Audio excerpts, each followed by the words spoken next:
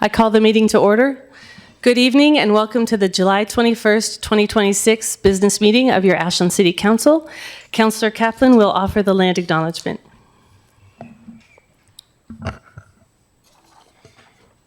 We acknowledge and honor the Aboriginal people on whose ancestral homelands we work, the Ikirikutsin Band of the Shasta Nation, as well as the diverse and vibrant Native communities who make their home here today. We honor the first stewards in the Rogue Valley and the lands we love and depend on, tribes with ancestral lands in and surrounding the geography of the Ashland watershed, include the original past, present, and future Indigenous inhabitants of the Shasta, Takelma, and Athabascan people. We also recognize and acknowledge the Shasta village of Quakaka, where the crow lights that is now the Ashland City Plaza. Councillor Hanson will lead us in the Pledge of Allegiance.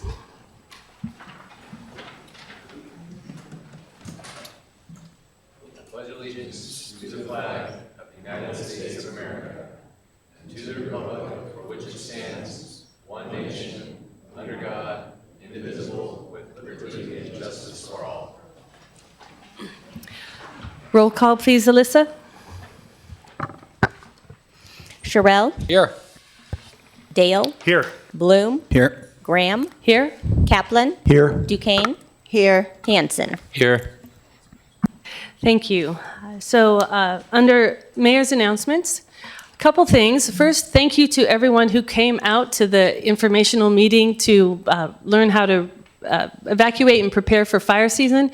We know we are in it with the smoke that has happened, and it was great to see what incredible attendance we had and to see how many people are taking the steps that they need to around their home, being prepared in case fire comes to Ashland this fire season. So thank you for that. I also want to just make sure that everyone who is here understands how to sign up to speak with the council this evening. So you'll see on the back wall there is a sign-up sheet, a speaker request form. Please fill that out. Make sure that you write legibly. That will help me call your name correctly. But also make sure that you indicate what you are here to speak to us about. If you are here to speak about a specific agenda item, please put that on the form. If you have come here this evening to speak to us about something that is not on the agenda, please indicate that you are here to speak during public forum. And then put your form in this tray by the City Recorder's office. Please make sure that you have your form in by the beginning of the agenda item that you're planning to speak on, as that will help us manage our time. I also want to just note that we have a packed agenda. We have a lot that we're trying to get through this evening. And so we are going to do everything we can to get through the entire agenda, and we just ask for everyone's cooperation in helping us keep moving. With that, the minutes are the next item on our agenda. Are there any changes to the minutes? Okay, the floor is open for a motion to accept the minutes. Councillor Dale. Thank you, Mayor. I move to accept the minutes of June 15th and June 16th. Okay. Okay. Roll call, please, Alyssa. Bloom. Yes. Dale. Yes. Sherrill. Yes. Hanson. Yes. Duquesne. Yes. Kaplan. Yes. Motion passed. Thank you. We are now to the consent agenda. Would any councillor like to remove any item from the consent agenda? I'm sorry, we have a comment on a consent agenda item. On an agenda item. Okay. So the question then is, would the councillor like to pull it, or So you can automatically? hear the public comment first and then decide if you want to pull it. Okay, very good. So let's go ahead and do that. I want to pull up Dan Maynier. Oh, there we go. Mayware. You'll have 3 minutes, and please speak into the microphone. And for everyone who's going to speak this evening, you have a display on the podium that will be green while you are still in the allotted time. It will turn to yellow, and you'll hear a buzzer when you have 20 seconds left. And then when you hear the second buzzer and it goes to red, that means your time is finished and we need you to complete your testimony. Please tell us your name and the city in which you reside before starting your testimony. My name is Dan Maymar. I live in Ashland, Oregon, and I am a realtor as well as a forester. And I'm here to encourage the council to place the Fremont Cottonwood at 380 Clay Street into the Heritage Tree list. Fremont Cottonwood is pretty unique. Usually it grows in riparian areas from Mexico, and we're looking at probably close to the northernmost boundary of the Fremont cottonwood.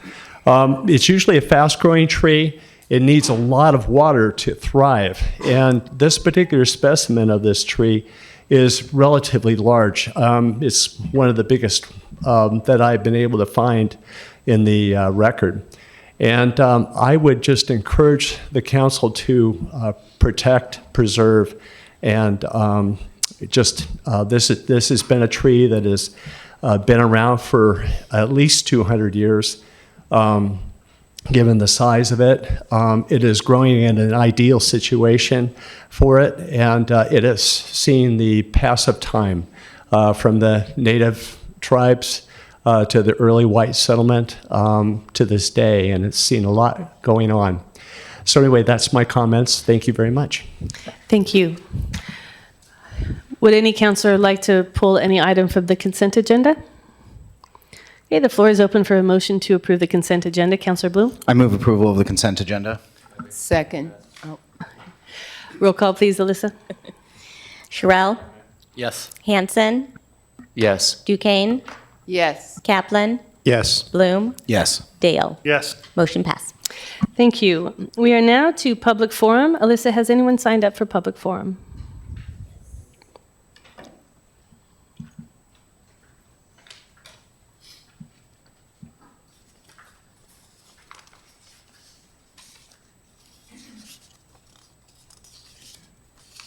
Okay. Public forum is 15 minutes, and we have 5 people who have signed up to speak, so each person will have 3 minutes. Again, the first buzzer will buzz at 20 seconds. The second one will buzz when your time is up. We will go in this order: Denise Gerke, Nancy Boyer, Blaise Dubauche, Avram Sachs, and Chris McGee. And feel free to adjust the microphone. And also, before we get started here, if you need us to bring a microphone to you because of mobility issues, please just raise your hand when I call your name, and we will bring that to you. Go ahead, ma'am. Thank you. Denise Gerke. I would like to offer suggestions regarding the proposed management to facilitator for the night lawn, particularly the possibility of Aura taking on that role. I've lived on the night lawn for nearly a year and have experienced homelessness for 3 years. Before that, I worked as a radiology technician for 20 years and later had a successful career as a realtor in Southern Oregon. Like many residents here, I have skills, experience, and a desire to rebuild my life. My goal has been to regain my financial stability, and unfortunately, I have experienced repeated mistreatment from organizations funded to provide assistance. I have documented incidences, including photographs and reports filed with the Ashland Police Department. I believe the night lawn should consider a different approach to management. Many residents are homeless due to economic hardship, not just substance abuse. They have professional backgrounds, leadership skills, and the ability to organize, resolve conflicts, and support one another. Rather than relying only on outside organizations, residents should have a direct role in managing their community. A resident advisory committee or compensated resident facilitator program would recognize the work people are already doing to maintain order, communicate, and resolve issues. Over the past year, I have seen frequent rule changes create confusion and conflict. Effective management requires consistency, transparency, collaboration with those most affected. People experiencing homelessness do not lose their constitutional rights or their voice. Including residents in decision-making would improve accountability, cooperation, and respect. Every resident I have met wants stability, safety, and a chance to move forward. Addressing homelessness requires not only services, but also the experience and leadership of those living through it. I respectfully ask that any decision about the night lawn management include meaningful resident representation and consideration of a resident-led or resident-supported model. The people who live here understand what's working and what does not, and how to build a safer community for all of us. Thank you. Thank you.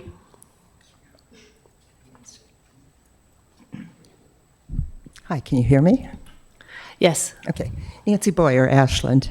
I'm just here wanting to involve the community with an announcement I think we all should be aware of concerning our beautiful Lithia Park, and we are all owners of Lithia Park. Recently, RVMBA, Rogue Valley Mountain Bike Association, and a park commissioner, Justin Adams, has proposed 2 bike trails through our park. And I'm afraid that the people that don't watch park meetings are not aware of it. And I don't know how to get this out to the community since we all own Lithia Park. So I'm hoping possibly our city manager could put this in her e-news or somewhere we could get the word out to people who will not know what is happening or wait till something does happen and then say, why weren't we told? How can we get this out to involve the whole community? We're all better together. We support our parks. We love all the bikers and the trails. We give them $5 a month, and all of us citizens pay that. And a large portion of the general budget goes to the parks. So I'm hoping that we can get this out. And I'm hoping everybody spreads the word that this is a proposal. That's all I have to say. Thank you. Thank you.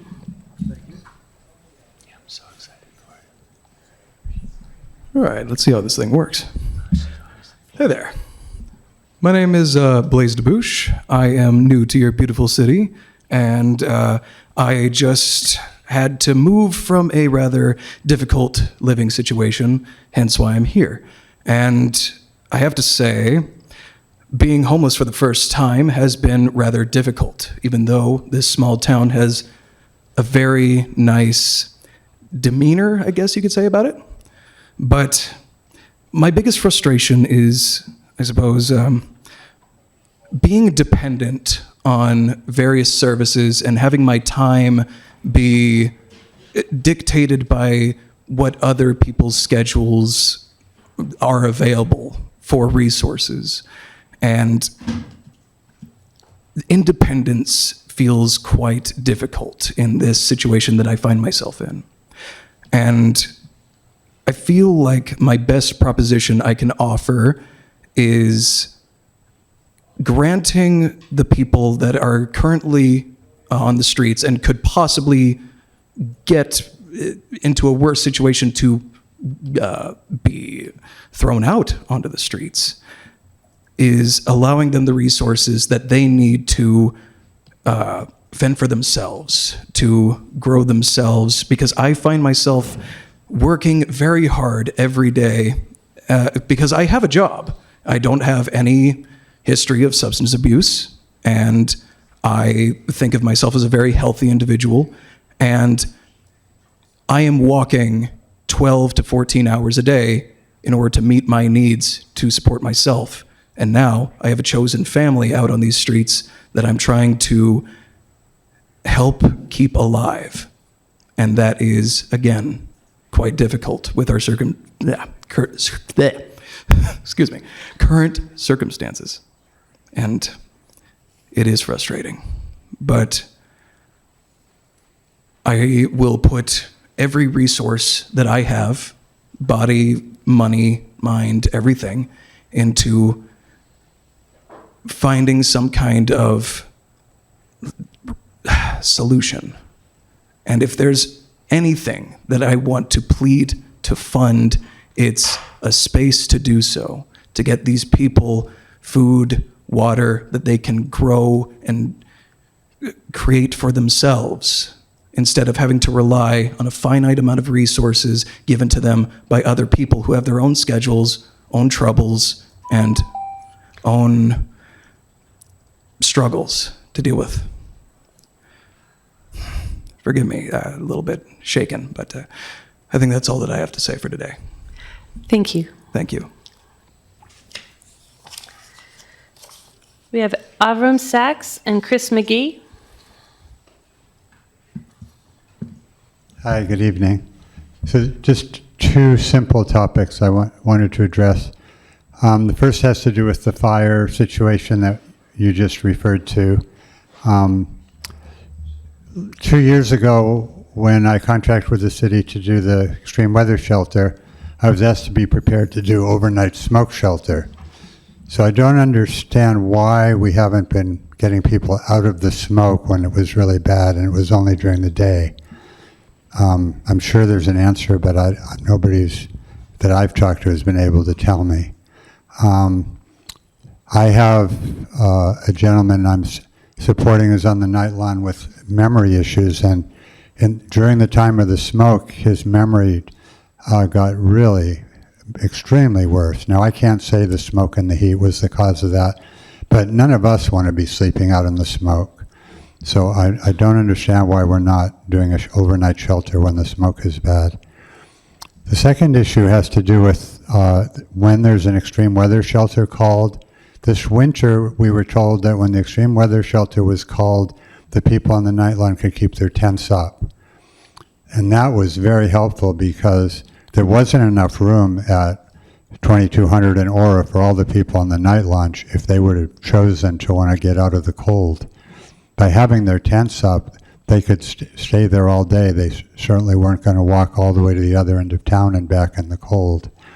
But now in the heat, when we had June 22nd, the extreme weather shelter called, we told the people they could keep their tents up, but we were overruled by the police who told them to take them down. Problem is, it means you're setting up at 4:30 in the afternoon when it could be still over 90 degrees. I've been out there a few days ago when it was 92 degrees helping somebody set up their tent. It was baking out there. I don't think it's safe. The danger of heat stroke is a very real thing. So I think we need to address the issue. I understand that people could wait till the heat is over and come at 7 or 8, but the problem is the volunteers only there with the shed open for an hour, and also the nightline is completely full. So people try to get there right at 4:30 so they can get their spot and be assured of having a place for their tent. But it's definitely, I think even when it's 90 degrees, it's too hot, but certainly when it's extreme weather shelter is called, I think it would be wise for people to be able to keep their tents up. Thank you. Thank you. Chris McGee.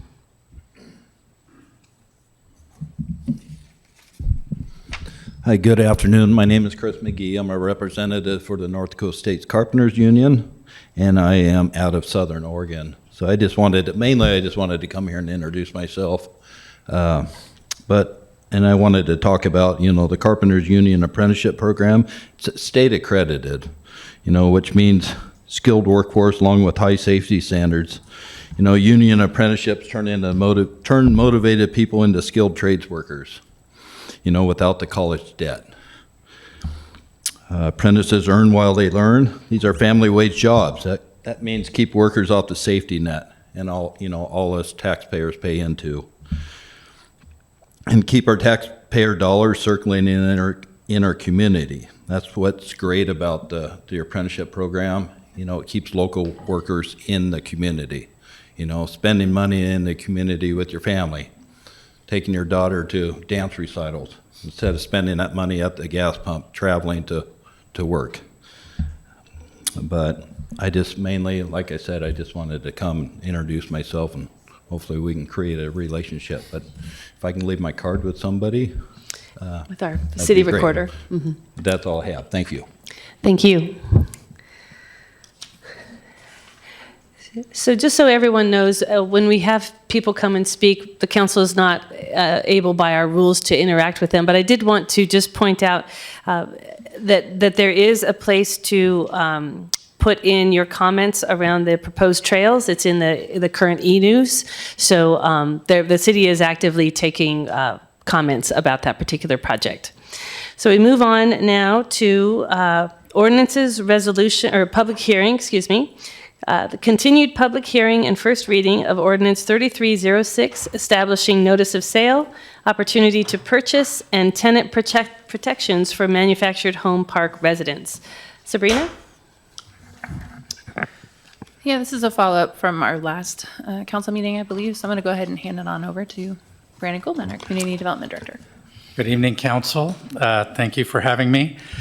Tonight, as you know, what's coming before you is a continuation of the first reading for Ordinance 3306, which adds Chapter 10.116 to our municipal code, establishing notice of sale requirements, an opportunity to purchase process, and tenant protections for manufactured home park residents. Ordinance 3306 is the tenant protection portion of the manufactured home park zone project. You did see 3 companion ordinances in past first reading on, I believe it was June 9th. I'm sorry, it was on June 16th. So at that meeting, the council approved first reading of those 3 ordinances and further continued consideration of Ordinance 3306 to a date certain, July 21st, this evening, to allow additional legal review. So at that meeting, council directed staff to look at 4 areas, essentially: the relationship between the local requirements and Oregon revised statutes, specifically Chapter 90, the state landlord-tenant statute, opportunities to streamline the draft ordinance by incorporating state law by reference rather than restating it where appropriate, clarification of enforcement mechanisms, and looking at the extent that the city has authority to impose requirements that exceed state law. So staff and the legal department, thank you to the legal department, have completed that review and revised the draft that's presented before you tonight for consideration. The core objectives of the prior draft are unchanged, essentially meaningful notice and a general opportunity for residents of a manufactured home park to have an opportunity to purchase the property if it is offered for sale. The overall approach in the revised ordinance uses Chapter ORS, or the Oregon Revised Statutes, Chapter 90, as the minimum standard, either by quoting that statute directly or incorporating it by reference, with limited local enhancements layered on top. So in addition to the direct alignment with state statutes, I did want to note that the opportunity to purchase process in our draft ordinance now follows the same model of the Oregon Revised Statutes using that framework. So this is a replacement of the prior draft having a parallel process to one that works within the state framework. I do need to be clear, though, that the revised draft establishes different timelines than the state allowances. So it's really a 3-step process that if a manufactured home park owner offers the park for sale, they have to provide notice to the tenants, and the tenants then have a 60-day response period, which is an expansion from the state 15-day period, which is currently in place. Within those 60 days, should the tenants indicate to the park owner that they would be interested in pursuing a purchase, not actually providing an offer, but demonstrating that they are moving forward with preparing an offer, the property owner has a 15-day financial disclosure period, and that's structured as an affirmative owner obligation. And it's then following that, the tenants have a 45-day period to form an entity and submit an offer. And so taken together, that provides residents up to 120 days from the notice of sale to exercise their opportunity to purchase. This centerpiece is the 60-day response period, which is 4 times the state baseline. It gives residents real time to absorb the information that the park is for sale, meet with their neighbors, and organize a committee, and potentially work with a nonprofit that forms resident-owned communities to put together a proposal, and that's often an outcome that is out of reach within the 15-day state timeframe. So that is, again, the bulk of changes that you'll see. In terms of revisions, you'll see that the ordinance is quite streamlined. It's reduced from 8 sections to 4 sections. The standalone relocation assistance, relocation plan, harassment and declaration policy sections that were largely redundant with state law have been removed. And they are still governed by the ORS Chapter 90, which addresses one of the legal concerns about local requirements that may exceed state standards in those areas. So also the notice of sale also would have to include a copy of the City of Ashland Chapter 10.116 to residents so that tenants receive their local rights with that initial notice of sale.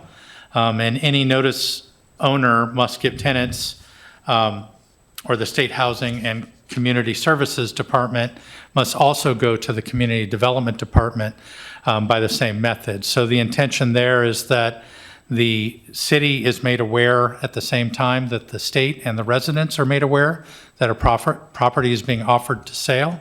And that gives our housing program the ability to be responsive as opposed to hearing about it late in the process. We also clarified the violations for failure to provide notice are now considered a Class A violation under Ashland Municipal Code 1.08020. And it would apply to each affected household constituting a separate violation. So that clarity has been added to the ordinance, replacing the prior draft's general civil violation language. So one of the primary questions that came out of the council's prior review had to do with where the city's requirements exceeded state limits.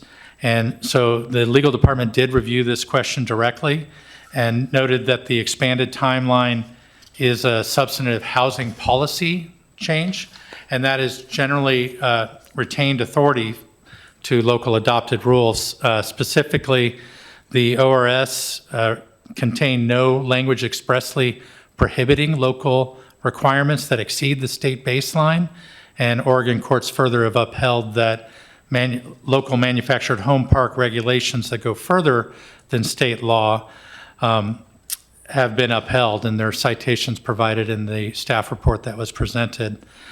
So the revised draft was structured specifically to work within the framework of the state law rather than around it, which also strengthens its legal footing.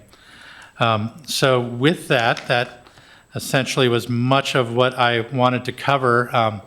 I did want to note that there is a trade-off that was done in terms of removing redundant state language from local ordinance and replacing it with reference. In the case that the state changes state law, the city may be in a position to reevaluate and look at potentially statutory changes at the local level if those changes at the state level don't correspond with what was intended at this point. So at this point, it's at first reading. It is a public hearing. Council, after hearing any public testimony, may approve first reading as presented or as amended, and with subsequent second reading scheduled to a subsequent business meeting. Or lastly, continue consideration if further revisions are required. So with that, if you have any questions, happy to answer them. Questions, Councillor Dale?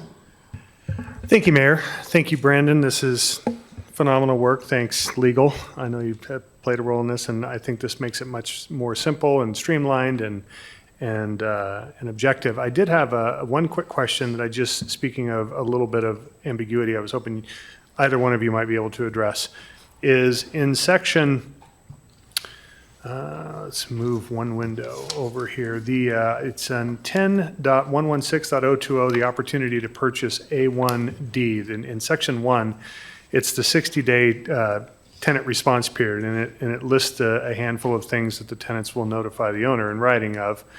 And the last one, D, says any financial information that would customarily be provided to a prospective purchaser. Agree with that. And then right below that, you clearly referenced the ORS 90.844 relative to the 15-day period. What I want to ensure, and I believe, I want to clarify first, that I believe the intent of A1D was to be in alignment with the words of ORS 90.844. However, and I'm picking a little bit, so I just want to make sure that we're okay, that doesn't leave the city open to any kind of subjective determination of what the financial information might be. Can we clearly state, or maybe that's a question for Johan, that we would say something like any financial information that would be customarily provided to a prospective purchaser as outlined in ORS 90.844. You see how those are two different sections. One's the 60-day stuff that needs to be done. The other one's the 15-day things that need to be done. One clearly indicates that you're following state law. One does not. I think the intent was to have those the same. I just wanted your guys' opinion on if that needs to be touched up just to get it right. And I will look to Johan if you have any legal opinion on that. Yeah, I think the language matches, but we can certainly throw a reference. That wouldn't be a problem if we just amended that. Okay. That's all I have. Okay. That's all I have, Mayor. Other questions? Councillor Sherrill? Thank you, Mayor. Thank you, Brandon. I appreciate that, and it's good to see our citizens out in force for this again. My question is about the time frame, the sum being approximately 120 days. I know the Planning Commission had asked some questions about the length of that. I read some some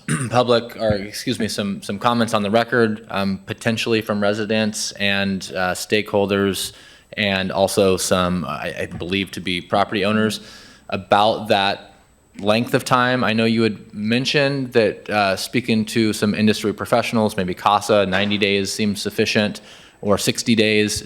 What's the data that you use to come up with that? And am I seeing the total right for the 120 days? Yeah, the total is 120 days. By mirroring it to the state program, the legal department's review found that that was something that property owners would be familiar with if they were selling a park, and so would be going through that multi-step process. In terms of data, we did talk to CASA, which is a resident-owned community facilitator, for lack of a better term. They did indicate that a 90-day period would be sufficient for them to gauge interest from the property's residents and develop an offer. So again, that is still provided with a 60-day period for them to provide initial interest in pursuing with an offer and getting information back from the owner so that they can formulate an offer. And again, that additional 45 days to formulate an offer and submit it would also be the period of time where they would form a resident-owned community and have that established. So I think that also in speaking with CASA, more time is always appreciated, but we also heard testimony in terms of wanting to have a clear path for manufactured home park owners to not have the full period go to the full extent before they know whether the park residents are going to provide an offer. So in this circumstance, if after 60 days the park residents do not indicate that they want to move forward, that process would be concluded. So I think you could go to a longer period than 180 days by lengthening that 60 if council felt that there was an advantage for the park residents to have more time. Again, I don't know that there's data out there to reference because Ashland is relatively unique in putting forth these modified terms. So we don't have good models to look at other than hearing from resident-owned communities. And we also heard from park owners asking to just go with state law in terms of the 15-day period. Thank you. Great. Questions? Any further questions? Okay, I open the public hearing. Alyssa, do I have all of the sign-up sheets? Okay, great. We have 2 people who've signed up to speak to us on this issue this evening. Each of you will have 3 minutes at the podium following the same structure that we had earlier for public forum. Please again state your name and the city in which you reside when you begin your testimony. We have 2 people who have signed up to speak with us, Dylan Dale and Dolores Nims. Please go in that order. And again, you'll hear the first buzzer and your light display will change when you have 20 seconds left. Thank you. Hello, Mayor and Council. My name is Dylan Dale, and I live in Ashland. Tonight, I'm here as a member of the Rogue Valley Association of Realtors, the local realtor association representing Jackson and Josephine counties. Our members work with homeowners, tenants, buyers, sellers, and housing providers across the region, including many residents and owners of manufactured home parks here in Ashland. I'd like to start by thanking the council and staff for the extensive work that they've put into this ordinance since its previous iteration. We see this as a much less ambiguous proposal and appreciate the time that has gone into getting it to this point. I won't spend much time on tonight on the technical details, as we've submitted written testimony covering those points that should be in your packet. Instead, I'd like to focus on a couple of areas where a few small refinements could help the ordinance better accomplish its intended purpose, and we believe they're worth the council's attention and review. The first is the notice of sale provision. We absolutely understand the city's goal of providing transparency and building trust, and residents deserve meaningful information about a potential change in ownership. At the same time, real estate transactions often involve confidential financial and legal information, and my apologies. And as written, the provision would require a seller to hand over the full purchase and sale agreement. In practice, when information needs to be shared, it's standard to provide a copy of the purchase agreement with sensitive details redacted. Tenants will learn the buyer's identity before escrow closes, so we'd suggest a redacted copy rather than the entire document. That protects confidential information and still gives tenants the transparency the city is after. The second point is one I hope receives careful consideration before the ordinance is finalized. Many manufactured home parks are sold as part of what's called a 1031 exchange. In simple terms, that's part of the federal tax code that lets an owner sell one property and roll the money into another one without getting hit with a big capital gains tax bill, as long as they abide by very strict federal deadlines. Once the first sale closes, the clock starts. They have 45 days to identify their replacement property and 180 days to close thereafter. Those deadlines are federal and they do not move. The challenge lies in the tenant opportunity process in this draft, which can take up to 120 days. If a seller is in the middle of a 1031 exchange, that 120 days can eat up the entirety of their window. If there's any dispute over the financial disclosure, the ordinance pauses the clock with no set endpoint, so a seller can't even predict how long this process will take. If that federal deadline passes, the exchange fails, and the seller gets an unexpected tax bill that they were never planning for. A seller in that spot may be forced into a rushed or distressed sale, and that sort of instability rarely works out well for the tenants this ordinance is designed to protect. Given this, we respectfully encourage the city to consider a narrow accommodation for these time-sensitive exchange transactions, something that adds a little bit of flexibility for what is a very standard practice while keeping tenant protections well above what current Oregon law requires. We appreciate council's and staff's time for the continued work on this ordinance, and I'm happy to answer any questions. Thank you. Thank you. Dolores Nims?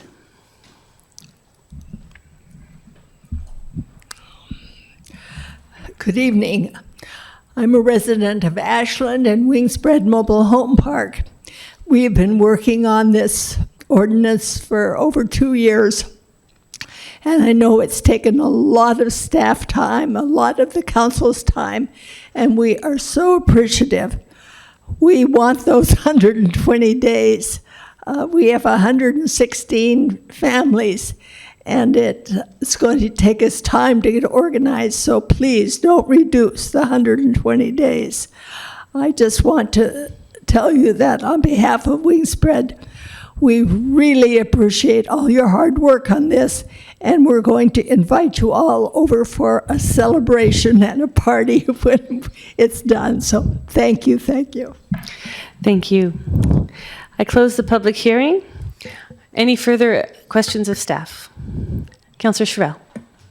Thank you, Mayor. I didn't see this anywhere in the ordinance, and I don't believe it could potentially be in state law, but maybe just for clarification, if both you and the city attorney would respond. Is there anything in this draft that we're looking at in the first reading tonight that prohibits park owners from organizing currently and proposing an offer to purchase a property that may or may not be on the market?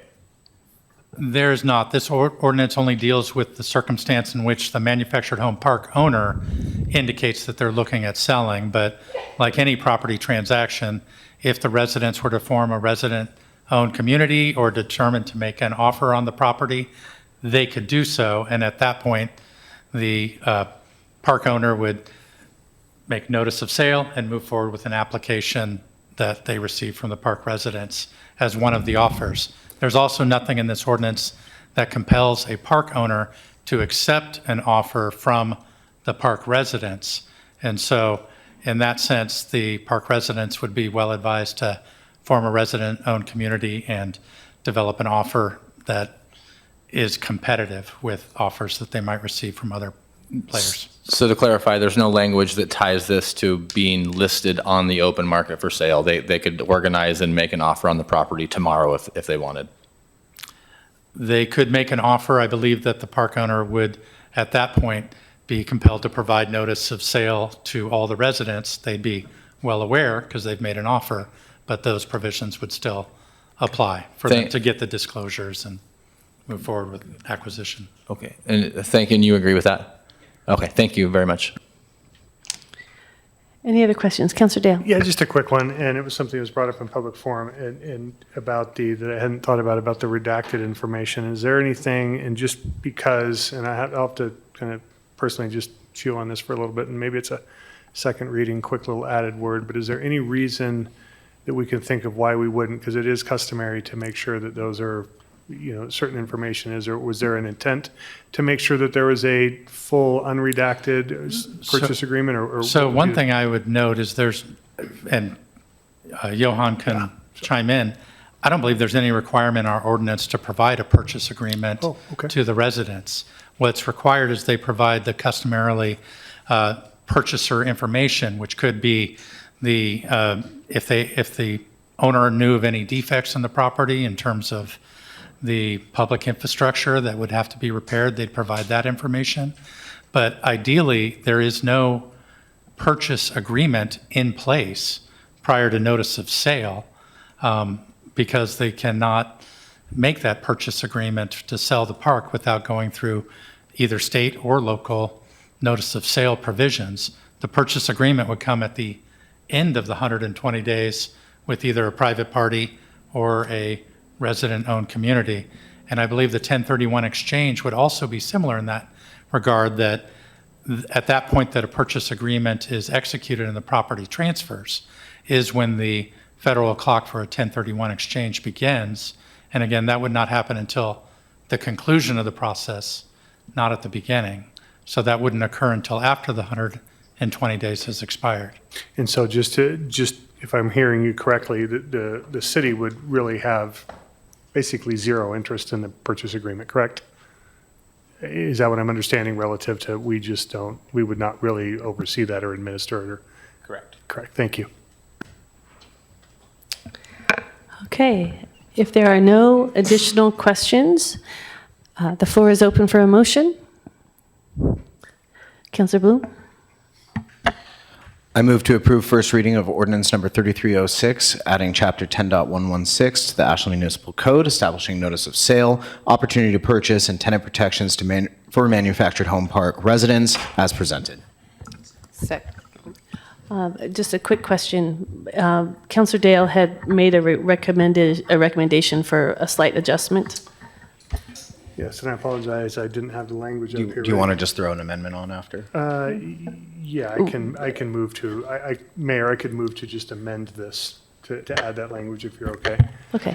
I would amend the motion to say, to reword section 10.116.1, correction, 10.116.010B. I'm sorry, Mayor, I need to start. 10.116.020A1D to read any financial information that would customarily be provided to a prospective purchaser as outlined in ORS 90.8443. Is there a second on the amendment? Councillor Duquesne? Okay. So we're speaking to the amendment first. Councillor Dale? No, thank you, Mayor. Councillor Duquesne? Okay. Any further discussion on the amendment? Okay. Roll call, please, on the amendment. Mayor? Oh, go ahead. Maybe a question to the amender. Yes. Mm-hmm. Is that just to redact the potential buyer's information? Counselor, this has nothing to do with the redaction part. This was actually to my earlier question prior to public forum or public testimony, which was just to make sure that the information provided, the financial information that would be customarily provided is clearly in line with state statute so that there's no ambiguity relative to the city's role. Thank you. Okay. Roll call, please, Alyssa. Sherrill, Yes. Dale, Yes. Bloom, Yes. Kaplan, Yes. Duquesne, Yes. Hanson. Yes. Amendment pass. Okay, now we're back to the main motion. Councillor Bloom, would you care to speak to your motion? No, just that we kind of discussed a lot of the other elements of this at the last meeting, so I'd refer back to those comments. And the second was Councillor Kaplan, right? Go ahead, Councillor. Yeah, I don't have much to add either. I'm just appreciative to the staff and all of the folks that have been really with this for many years now. I'm thrilled to see this come to fruition. Thank you. Councillor Duquesne. I would like to thank the community that brought it to our attention, and it's in alignment with the housing strategic plan.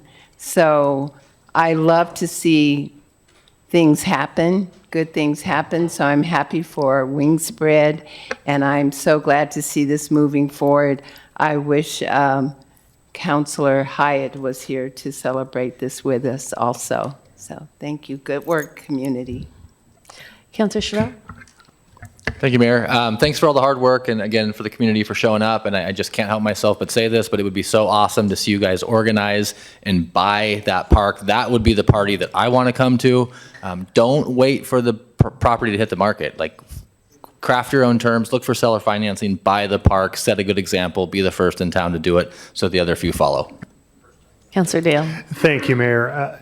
This is just a wonderfully collaborative effort with staff, with council, with the community. Absolutely appreciate this. And I would just add that I would like to go to both parties.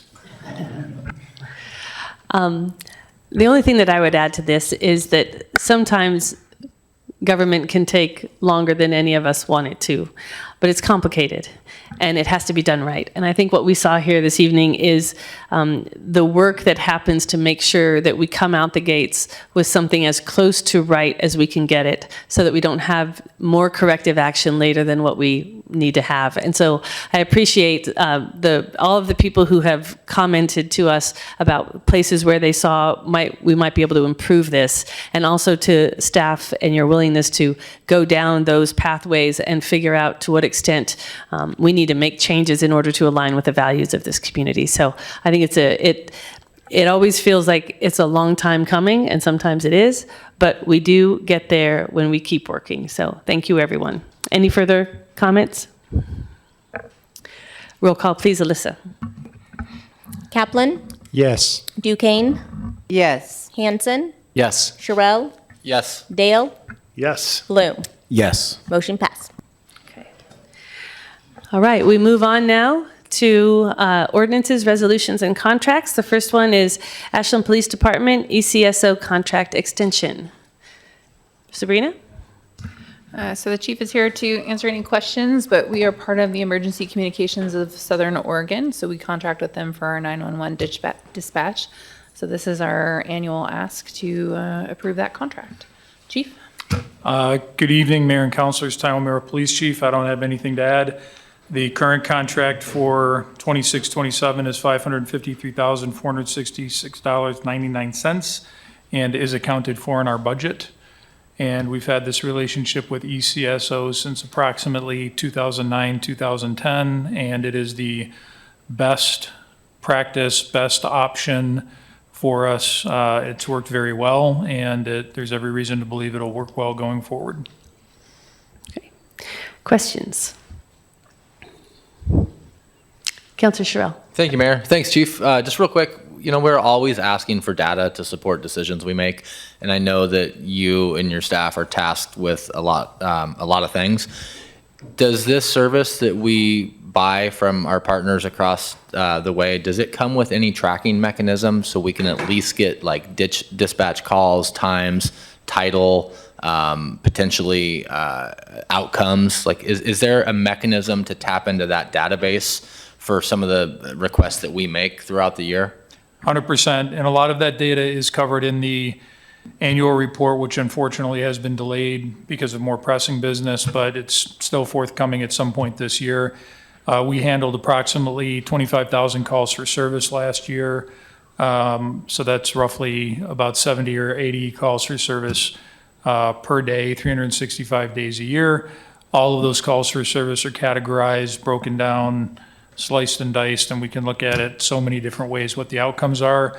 One of the things that we also have that goes along with a request for service to ECSO is the Spider Tech platform. 90% of calls made to dispatcher through cell phone. So when you generate a call to 911 or to the non-emergency number, it automatically generates a link back to your cell phone 90% of the time, saying, you know, Officer Omer is on the way, his ET is in 10 minutes, he's been delayed.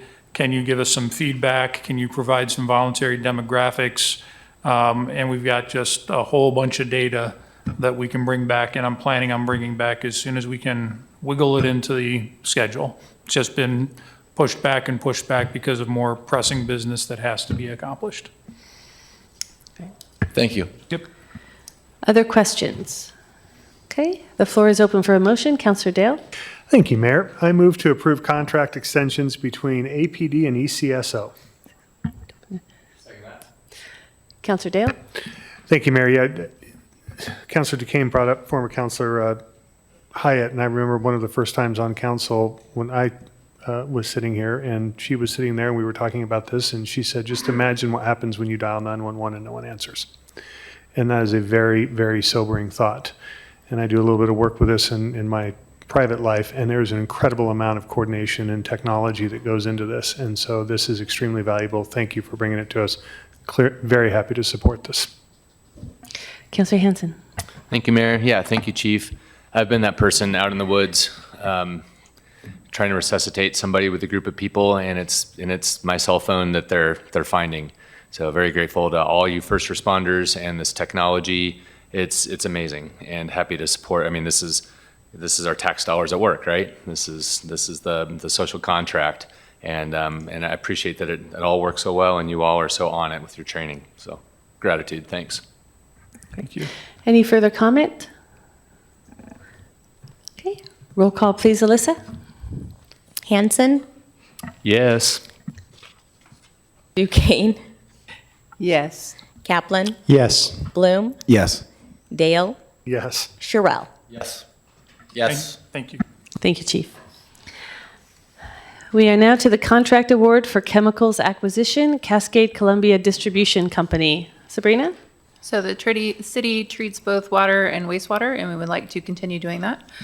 So tonight we have a chemical contract before you, and I will let Scott Fleury take it from here. Can I mimic the chief and say nothing else to add?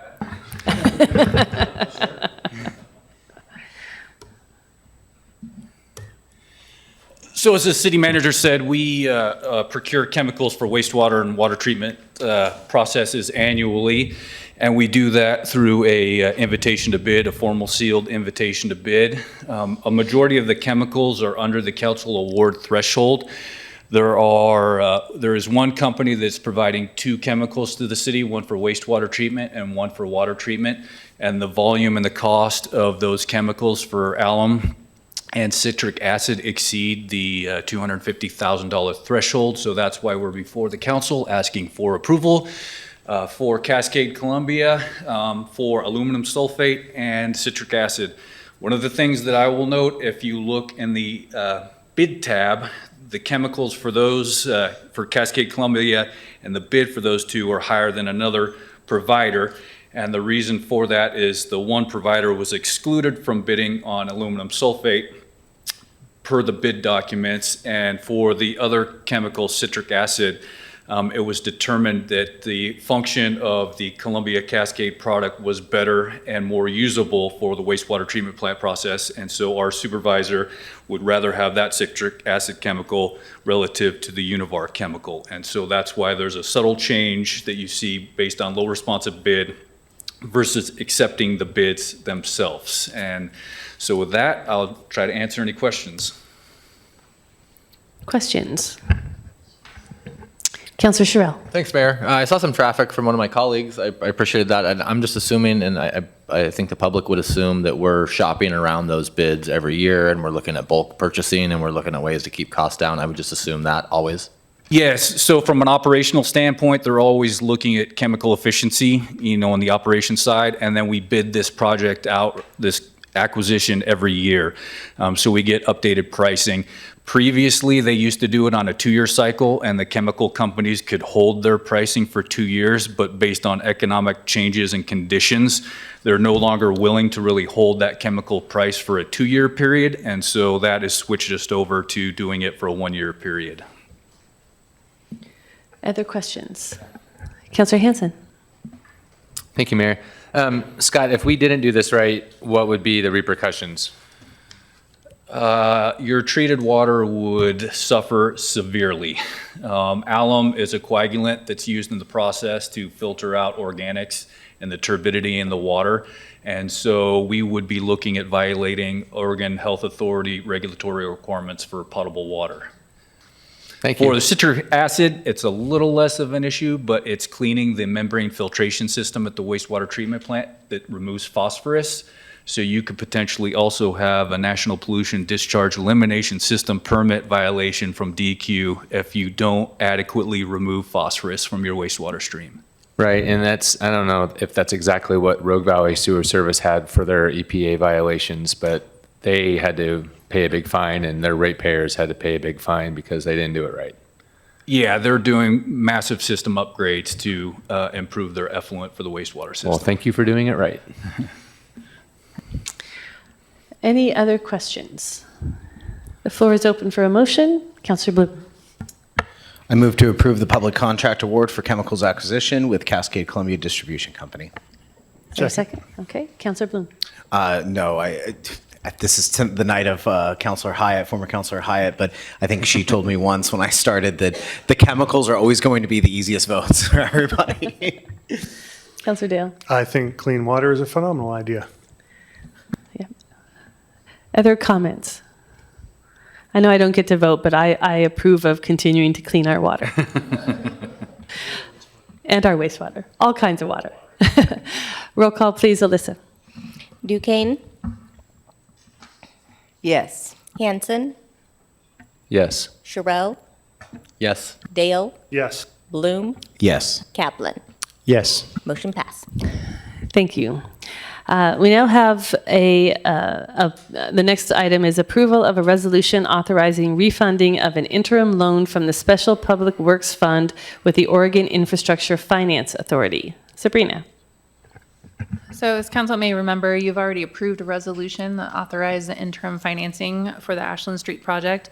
The Infrastructure Finance Authority is moving forward with this bond sale, and so we need a new resolution to align with that direction. And I will hand it over to Scott. Ditto. So this is one of the weirder things that I've been involved in from a process standpoint. So what I will say is, in 2023, the council authorized a resolution utilizing the Special Public Works Fund that allowed the city to borrow for the Ashland Street Rehabilitation Project. In that interim loan agreement, it was made clear to the city that at some point, the Business Oregon would take all of their debt that they've loaned out to other communities and do a massive bond sale. And at that time, you would essentially be tied from a funding standpoint to your debt payback to that bond sale. So 3 years later, Business Oregon is moving forward with that bond sale. And they are requiring us to essentially eliminate the previous resolution and install a new resolution that aligns with that bond sale. In your packet, there was the contract and the anticipated promissory note and amortization schedule payback. That schedule is draft until after the bond sale goes through, where we actually get the final rate and amortization schedule from Business Oregon, which should occur in late August, early September, I'm suspecting. based on what they proposed from a schedule standpoint. So as a reminder, the food and beverage tax covers the cost of these rehabilitation projects or the debt service as per the municipal code. So that debt will be paid back over time, that 15-year schedule, by the food and beverage tax. And we'll get the new rate structure and schedule in another month or so. And then the finance department will, and I'll coordinate with them on the biennium budgets moving forward on ensuring that that debt payment is allocated in, the debt service account for the street fund moving forward. Questions? Councilor Kaplan. Yeah, thanks, Scott. Thanks for answering my questions on this, because as you said, it's kind of a weird animal here, where we're actually refinancing a lower interest rate with a higher interest rate, anticipated higher interest rate, but that was actually already anticipated because this matures in 3 years, so we would have to pay it one way or the other by January, as I understand it. So, and thanks also for clarifying that the notional 5% could possibly be less than that. In any case, we would be getting the state's higher credit rating, the pricing, better pricing from the state's higher credit rating than our excellent, but not as high as the Business Oregon's credit rating for this sort of thing. My question is, we've built, and maybe it's a question for Bryn. Sorry, Bryn, I should have thought to ask this earlier. We've loaded the budget with debt service for this with a slightly lower interest rate. We're not talking about a lot of difference, I suppose, but what are going to be the changes that we anticipate as we get the actual pricing on this and have to execute on a slightly different interest rate than we had loaded it before? Will we be seeing a budget supplemental or something? What do we see? So the debt wouldn't start till the next budget cycle. So we would load up the new debt starting in the next budget cycle, and that would go through the budget process, budget committee, city council for approval. So you would see that as part of that process. Since we didn't really anticipate any current debt based on them refinancing or refunding and going through this process, we did make an interest payment towards it in this biennium using food and beverage tax, because we did have a little bit of allocation towards debt. We just weren't sure from a timing standpoint when Business Oregon would sell the bonds and we would have a refinance structure. So it'll be fully anticipated in the 27-29 biennium and moving forward. Okay, thanks. And it's also not going to, it's going to be a fairly small difference than what we currently have, is what I understand, because we're talking about a few $1 million and amortization over 15 years still. Correct. Okay, thanks. Other questions? Councilor Dale. Yeah, just actually a very quick procedural question that is for Alyssa.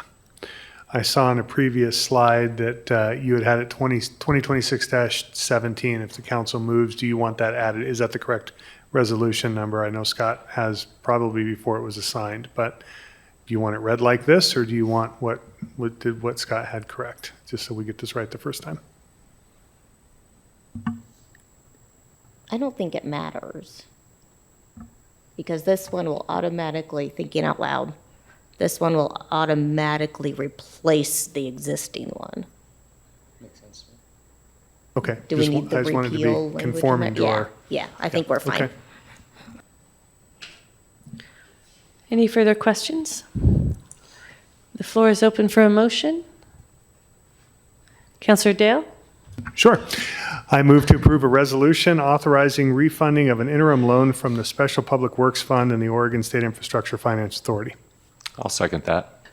Councilor Dale. Thank you, Councilor Kaplan, for the questions. I had the same ones, and I appreciate you calling those out and stating them in public so that we know everybody is as informed as possible. Thank you. Councilor Hansen. Yeah, I briefly remember this coming down the road here, and way to pivot, and totally support it. It's got to be done. Thank you. Any further discussion? Roll call, please, Alyssa. Kaplan? Yes. Duquesne? Yes. Hanson? Yes. Sherrill? Yes. Yes. Dale? Yes. Bloom? Yes. Motion pass. Thank you. Thank you, Bryn. The last next one is approval of resolutions for wastewater and storm drain rate increases. Sabrina? So we would also like to support the wastewater system in which we put the chemicals and our storm drain enterprise. So before you tonight are the rate increases, which are developed through our master planning process. And I will hand it over to Scott. So as a reminder, we went through a process and city staff coordinated with HDR Engineering to do a cost of service rate analysis for the wastewater and storm drain enterprises. I believe that HDR and I were here with the final draft in May for the cost of service. The council accepted that kind of package that analyzed rates over the 6-year period. And so before you tonight are 2 resolutions, one associated with rate increases for the wastewater system and one associated with rate increases for the storm drain system. As you see on table ES4 here, per the presentation, we're looking at a little over a $3 a month service charge increase to the primary account basis, single-family residential throughout the city. One of the policy frameworks that we followed with the water cost of service and this wastewater storm drain was to try to minimize any sort of initial shock or impacts to the multifamily. And so you notice the multifamily monthly service charge remains the same, although the commodity charge does get a partial increase. And that was all kind of feathered out in the cost of service analysis performed by HDR. So this structure takes into account the people, materials, services, and capital program that we have in place for the wastewater system moving forward. And just a reminder, the last rate increase for the wastewater system enterprise itself was 2019. So even if you apply just a general 2 to 3% inflationary metric, you would be looking at 14 to 21%. And we're looking at a 7% increase overall. So I think that kind of bodes to kind of good fiscal management of the system and making sure we're delivering capital projects at the right time and at the right need. We've shifted some things around and some things have got postponed because they have not been needed for the system. And moving forward, the one big project kind of remaining for the wastewater treatment plant is the Headworks project, which you will see a funding resolution come through to council in August for. And that's really one of the bigger projects we have left on the system. And this increase this year and potentially in the next couple of years helps really support that moving forward. Much smaller scale system with the storm drain enterprise. The storm drain's only been its own fund for the last couple budget cycles after it was broken apart from the street fund. The storm drain master plan in 2020 had a financial plan associated with it, and the last storm drain rate increase associated with that financial plan was in 2021. So the cost of service updated based on our current existing conditions with people, materials, and services and service, and also the future projections and our capital program. And for the single family, you're looking at a $1 a month increase for the rate itself. A multifamily, again, is pretty marginalized from a rate increase standpoint. You know, we're talking 43 cents, I think, increase on a monthly basis.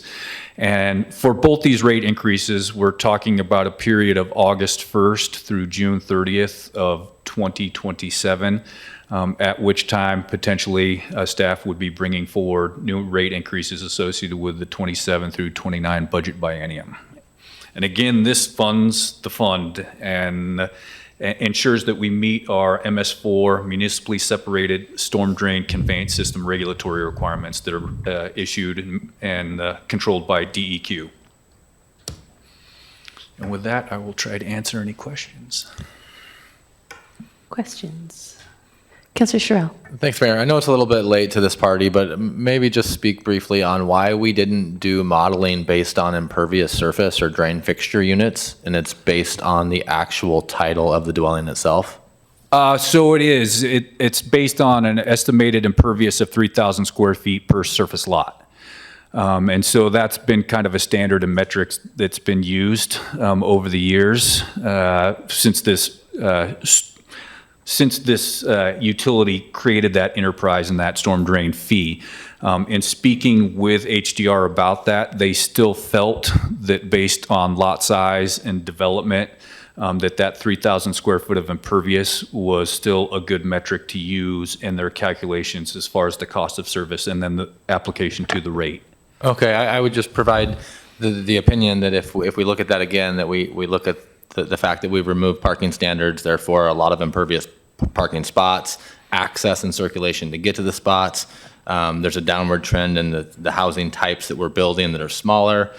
So it's also an incentive to build smaller. It would be a system to at least explore in future conversations. And I think we did kind of talk about how you would analyze that moving forward using LiDAR data and GIS to kind of calculate existing impervious area versus what is bare ground and could potentially be developed, and trying to come up with a calculation that would either change that positively or negatively. So that's something we did talk about, and we know that, you know, based on this conversation, that could potentially come up in the future based on changing development standards. Totally, and just one thing to add, if I may, Mayor, that there's a pretty good model already out with how we put SDCs on project based on like 500 square foot increments and such. So there's some good industry practice that incentivizes people to use less impervious surface, put less hot water into our streams, and build smaller housing that's more affordable. And the regulatory requirements for self-management of storm drain are increasing. So there is less burden on city utility, you know, from new development because of the retention and treatment standards that we follow through Rogue Valley Sanitary Sewer Services, who manages the storm drain design manual for all municipalities here. Yeah, I think I brought that up in a previous conversation of like, I think new state law says if you have more than 5,000 square feet of impervious surface, you have to contain it on site and percolate it into your own ground. So therefore it wouldn't even go into the system. So yeah. I appreciate you acknowledging that, and like knowing that it's on your radar makes me feel better. Thanks. And just as another reminder, if you do not connect at all, existing or in the future, to a storm drain conveyance and you outfall on your property to a stream, an ephemeral stream, Ashland Creek, you are not obligated to pay the storm drain fee because you are not impacting that conveyance. Okay. Other questions? Okay, the floor is open for a motion. Councilor Dale. Sure, thank you, Mayor. I'll start with the first one. I move to approve resolution number 2026-15, a resolution revising rates for wastewater sewer service pursuant to Ashland Municipal Code Section 14.08.035 and repealing resolution 2019-10. Councilor Dale. Yeah, thank you, Mayor. It's never fun to raise rates. It's although as we've talked about almost ad nauseum, that we're repealing a resolution from 7 years ago. But every time you're standing in front of your sink or in your drain and you're putting something down it, and you're paying for the value of saying I don't even have to worry about anything. And I just want to say I appreciate that and all that goes into that. I do also have, as an aside, I do want to note I have our staffing report here for the various departments for the past several years. And as I thought about adding these up, and specifically looking at the wastewater and the stormwater FTEs, we've gone from 2019, when you sum both of those together, from about almost 21 FTE down to about 17.7. So we are actually doing more with less humans. So as we see the costs go up, a lot of that is materials and service. So I just want to say I appreciate the department and the labor watching costs that way and doing the best they can, but this is just the cost of maintaining these utilities. Thank you. Councilor Kaplan. Yeah, very similarly. Thank you. Thanks for bringing this, Scott, and also thanks for exercising a lot of care to keep our costs low for our wastewater service. You talked to us earlier. We approved some chemical procurement, and you said we used to procure it on every 2 years, but now the prices have gone up so fast that the offerers won't even give us 2-year pricing. We have to price it every year. So that shows that those supplies are affected by inflation. So the fact that we haven't raised it for 7 years is something. Thanks. The wastewaters, treating our wastewater is super important, and we have to pay for it. So thank you. Councillor Duquesne. I'm glad that I can flush my toilet too, and everything goes down the drain. And looking at going from 21 FTEs to 17, the city of Ashland hasn't grown in population either. And the last time I sat in a business meeting, Recology went up 8.75%. And when I look at the rate increases that we've had in such a short time, I cannot support this going up at this time. Councillor Bloom. Thank you. Yeah, appreciate it, Scott. And you know, I think that what Councillor Dale brought up is the drop in FTEs is demonstrating that that department is certainly tightening its belt. But for me, I'm looking forward, and I'm looking at the next budget, and I'm looking at citywide. And for me, going forward, until I see cuts and efficiencies in the next budget, I can't in good conscience ask voter or ratepayers to continue to pay more, given just like what Councillor Duquesne said. So for me, going forward until the next budget, I won't be supporting any rate increases. Any further discussion? I would just add that we pass master plans and rate studies that look out as far as we can look with some reasonable confidence about what these systems are going to need. But then as we get closer, we refine those needs. We look to see if something really does need to be replaced on that timescale. And I think what we're seeing here is that even though we haven't raised rates since 2019, we have been able to manage through that because of that careful looking at what actually needs to be done up against the plans that this body has passed. And it's those kind of details can sometimes get lost in these processes that we have. That there is care. It's not just once the council passes something, we're on a train and we do these things whether they need to be done or not, or whether they need to be done on that time scale or not.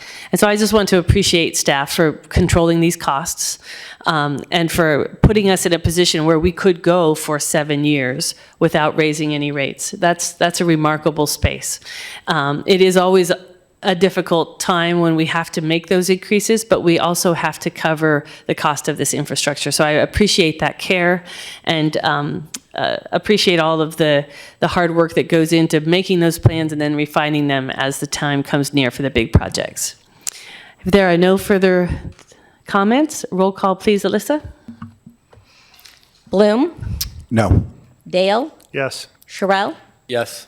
Kaplan, Yes. Duquesne, No. Hanson.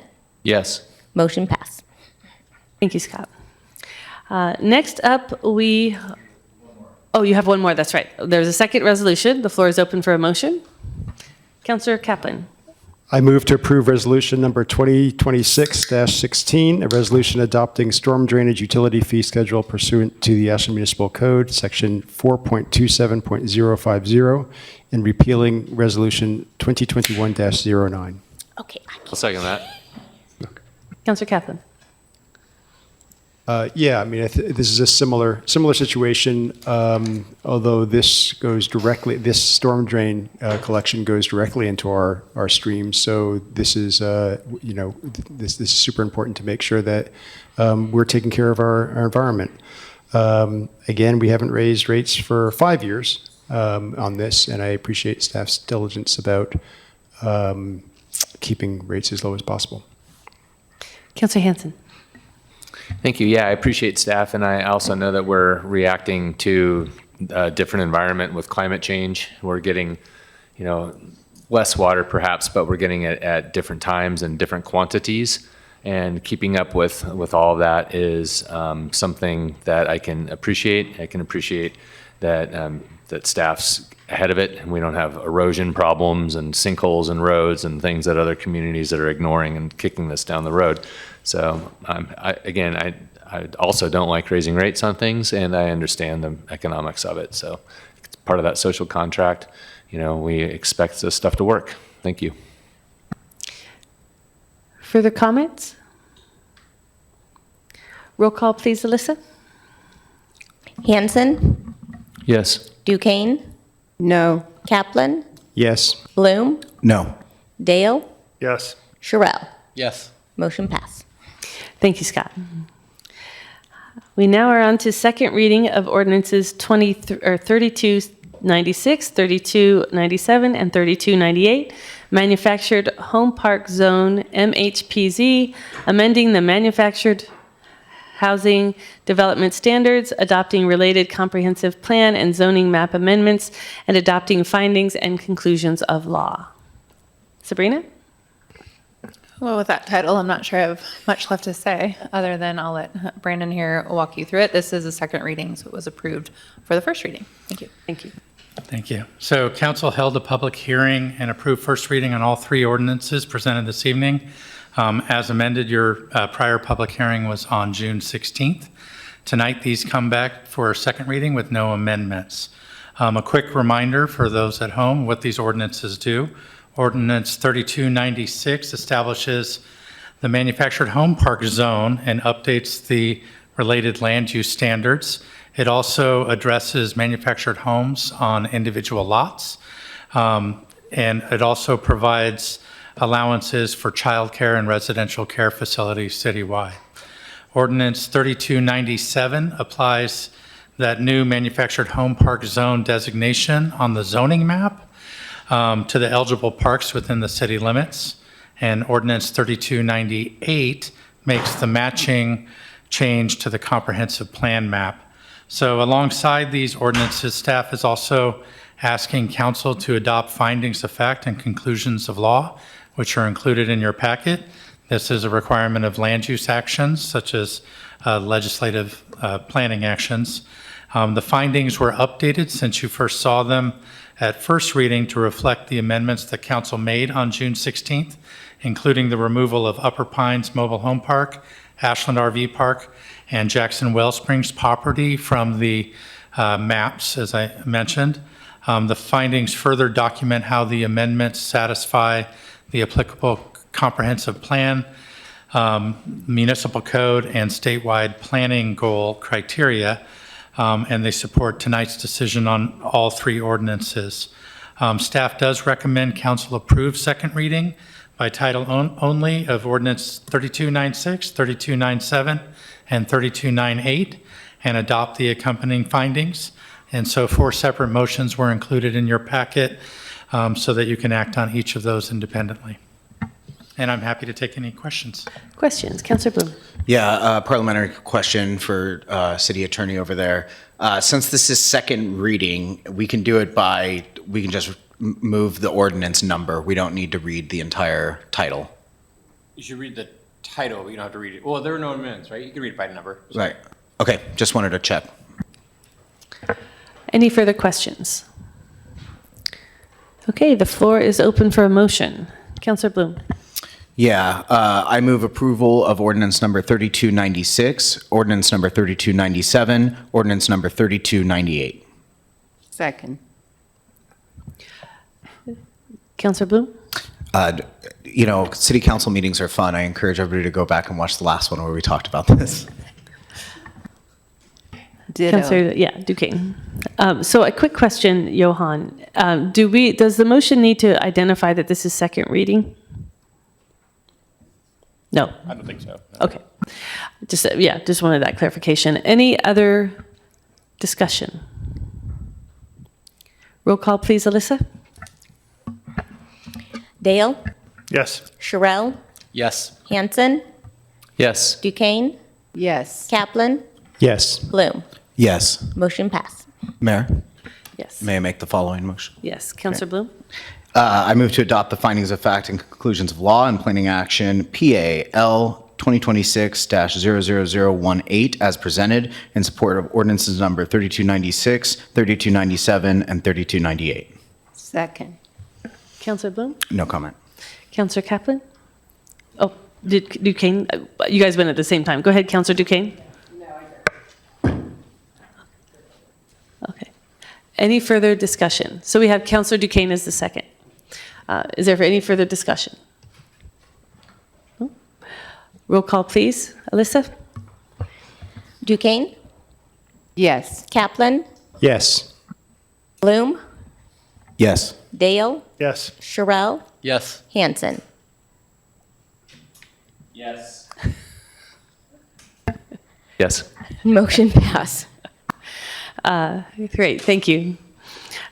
The second reading of Ordinance 3305, an ordinance amending 6.04 business licenses, Section 6.04.105, duplicate license, 6.04.120, temporary license, and 6.04.130, delinquent penalty. Sabrina?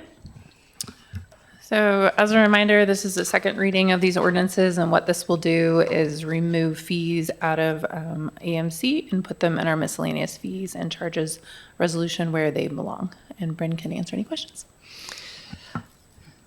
Questions? Okay, the floor is open for a motion. Councillor Hanson.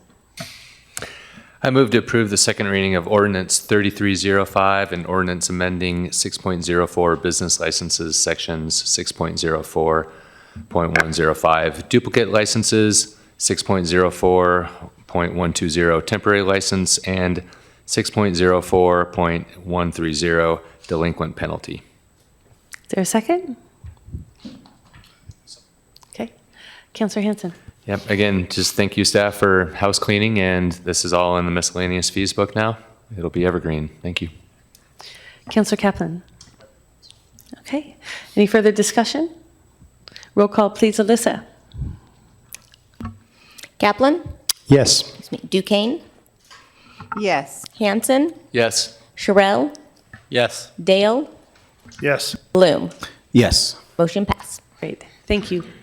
Mayor, I have a request. If you would consider moving up agenda item 13B, given the timeliness, I believe that there's a timeline on that in order to, if we do potentially decide to put it on the ballot, it needs to be decided tonight.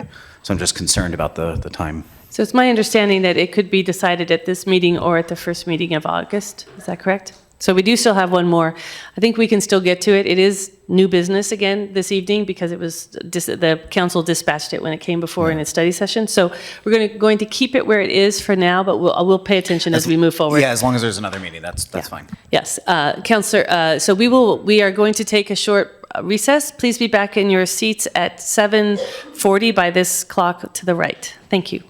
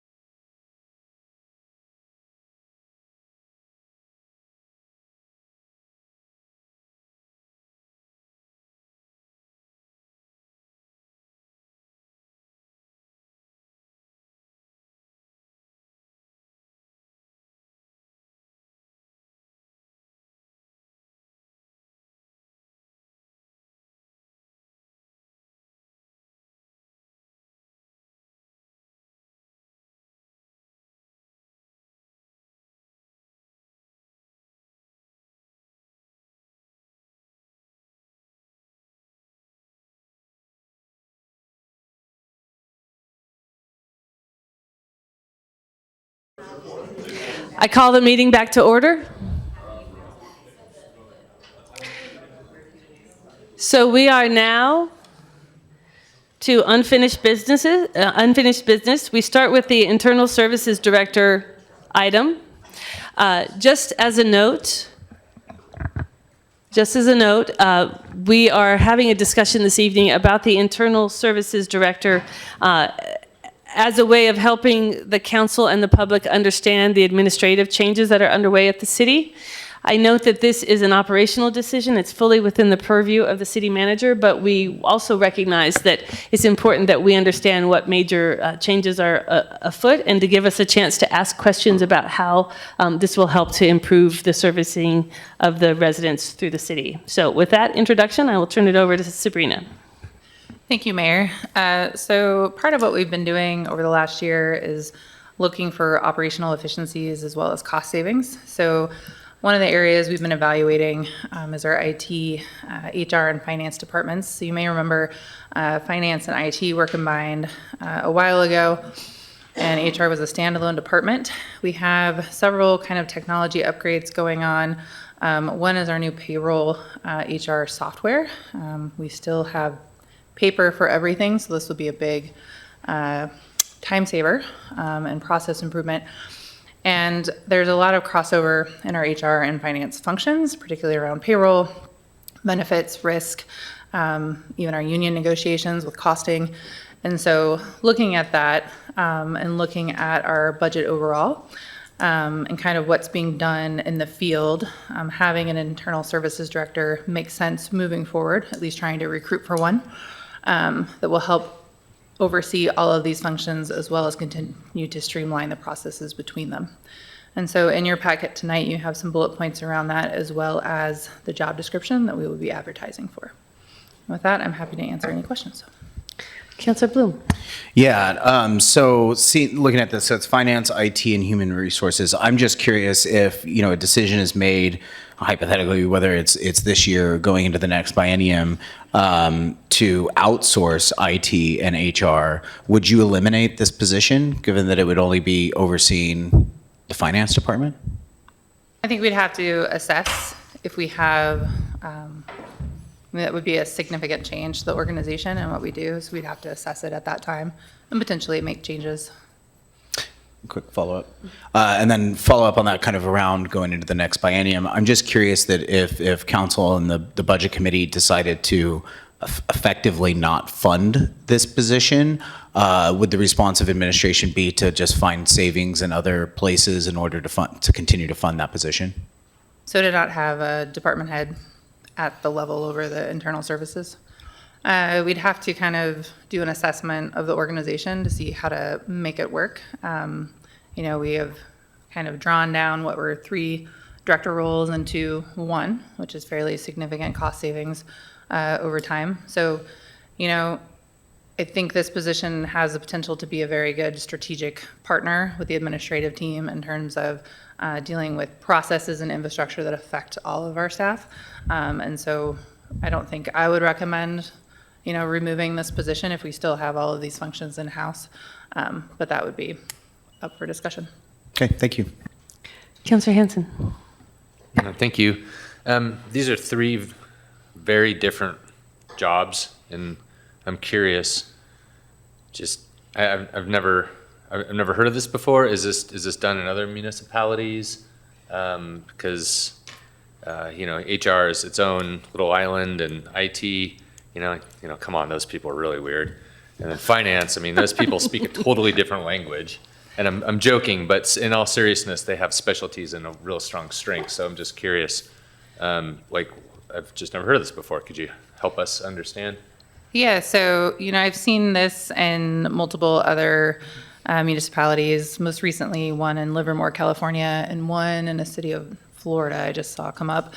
So I think as municipalities are looking at their operations and seeing, so while they have distinct responsibilities and functions, they often overlap. So one of our biggest technology users is finance with Munis. So there is a lot of cross-department collaboration and dependency already. So I think having leadership that can help foster those relationships and kind of align priorities and make sure that we're functioning 100% will be helpful. Okay.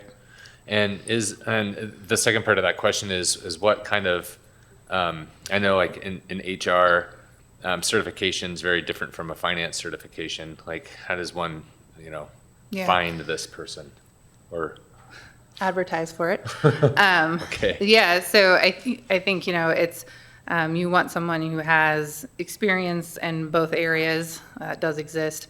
I think also, what you have in each of these departments are very strong deputy roles that will help with, Oh, right. within each department. Right. Bryn included. Bryn included, if she's not, she fled, so. Okay.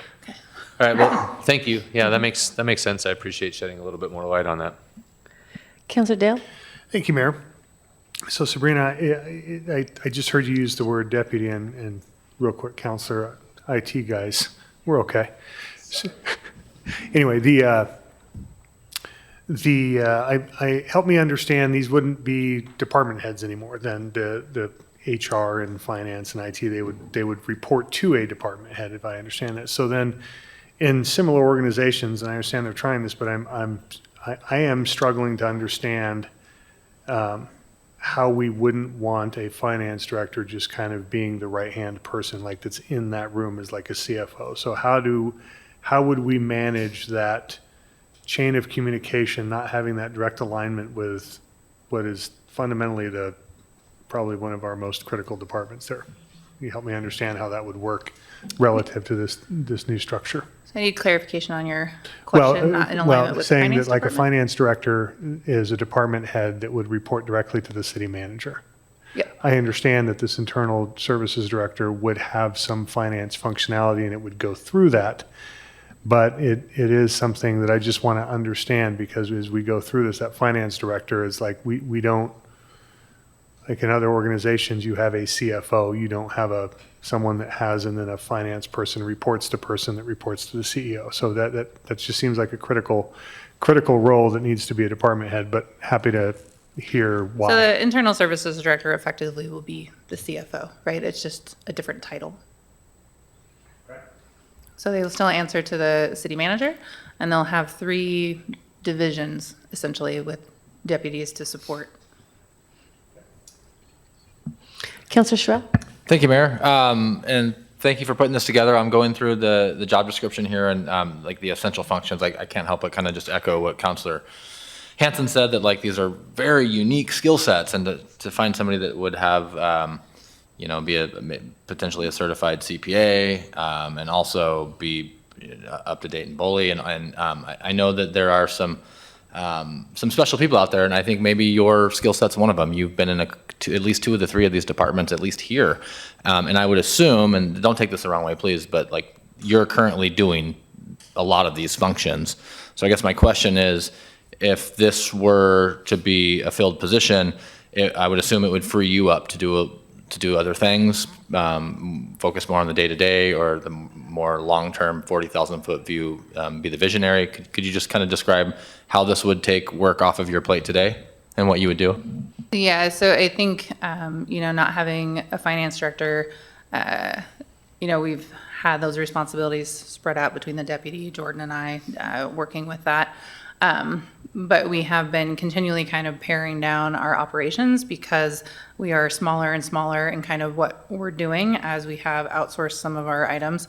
And so I think generally this will allow more strategic thinking in the city manager's office and more day-to-day operational to rely with the internal services director. I think, like I said, there's a lot of crossover, particularly, payroll, personnel actions, investigations, risk between HR and finance, and then same with IT. There's a lot of analysis, cost studies, business models with, AFN. So there's a lot of like synergy between these roles. Councillor Duquesne? So, Sabrina, I heard you mention that you have outsourced some things. And so my question before that's answered is, when I look at these 3 positions, and kind of like what Councillor Hanson said, they all speak different languages, We don't have a finance director. Our finances are in a precarious situation.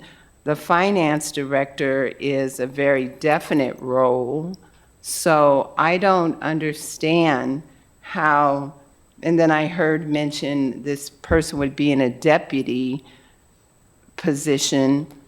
No, they're a department head. A department head, okay. To me, when I look at that, we don't have a finance director, and what made sense to me is something that was brought up as we move towards this biennium, looking at outsourcing HR, IT perhaps, but to me, it would make more sense to spend the money on the defined role of a finance director. And can you tell me what you've outsourced?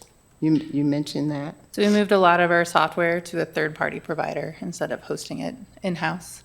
So we are kind of consolidating some of our IT functions, and we have a lot of cross-training going on between AFN and our internal IT to kind of optimize our employees. We've also relied more on our auditors for assistance with our audit instead of doing that in-house. So we're looking for areas to bolster our capacity without adding staff members. If I just can put a bow on it, actually, I think outsourcing can be better because we don't have, we have enough full-time employees in PERS, so that makes sense to me. Councilor Bloom. Yeah, thank you. So kind of doing some research here to understand, at least in Oregon's context, where this position might exist, so we have a good comparator. The closest I could find is Tualatin, where that's something that, for them, it's the assistant city manager. They kind of oversee that role.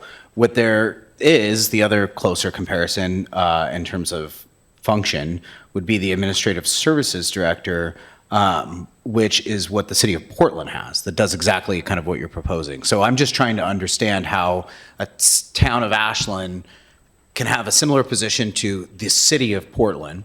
And where I'm going with this is that given the salary that is kind of proposed for this position, I'm wondering if that salary level is competitive enough to attract somebody with a specialized skill set to be able to oversee all three of these departments.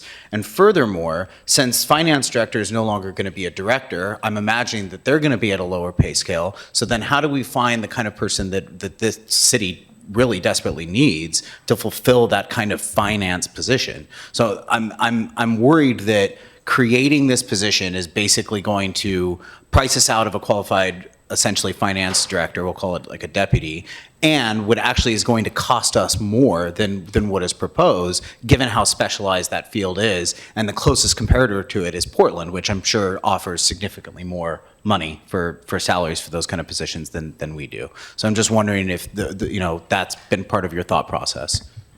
Yeah, so I think just to clarify, we have a finance deputy, we have IT deputy in place. HR would have a rework. So, that isn't changing. So, I think we don't know until we try. We've never been competitive for finance directors. So this may offer us the opportunity to have someone who is more broadly skilled be interested in this position. Yeah, and I think, I want to also emphasize to the mayor's point, in the beginning, that this is ultimately your decision, but I'm not convinced. Councilor Dale. Thank you, Mayor. Just a quick procedural or logistical question. So just looking through the code, would we have to rework 2.28, which in the finance department, because we have a lot of references to the director of finance and responsible for the general supervision of all that? Would we have to just update the code, or No, how they'd does still that be work? responsible. So I think, for example, we had an IT department for many, many years, and it was never in the code. So the code outlines the responsibilities of, what we're responsible for. So we could look to do that eventually, but it's not necessary at this point. Okay. Councilor Hanson. Yeah, I can Google too, and I see similar positions in Portland, Eugene, Salem, Corvallis, and Tualatin just at a glance here. But what is interesting to me is that we can get leadership under one umbrella for 3 departments for one price. And ultimately, if it's the right person that can bring out the strengths of those deputies that are already, crushing it. I mean, arguably Bryn is crushing it, and I would love to see her personally as a finance director. But if she's doing her thing as the deputy, and we have somebody to pull these resources together, I can totally support it. I can totally get her on board with it. Councillor Dale. Oh, no, thank you, Mayor. You're done. I think it's interesting when I talk with other mayors across the state, I realize how similar we are in complexity to bigger cities like Portland and Salem and Eugene. We have so many of our own utilities. We have an airport. We have a federally regulated dam. We have all sorts of things. We have our own fiber network. There's a lot of those elements that make us almost as complicated or complex in terms of management. So it doesn't surprise me that we would be looking at a structure that might be typically seen to be designed for a bigger city. One of the things that is interesting to me about this is the idea of being able to break down silos. So one of the difficulties that governments have, that organizations have, is when they have enterprise, or not enterprises, but departments that have their own specialty but are very much closely linked to others, but they become so siloed that they don't realize that they're causing inefficiencies between them because there isn't anybody keeping the whole picture in mind. And so I'm intrigued by this idea. I think the fact that it's happening by, or it's being done by larger cities with very sophisticated systems tells me it's a reasonable bet. And we have been looking for ways to be more efficient, to save costs, to be more integrated across our departments. And I think this makes sense, and appreciate the thought that has gone into this. So I'll be interested to see how it works out. I do have one question, and that is for us, for the engagement with the council. I would imagine that when we had, mostly it'll be finance questions, we would take those to this new internal services person.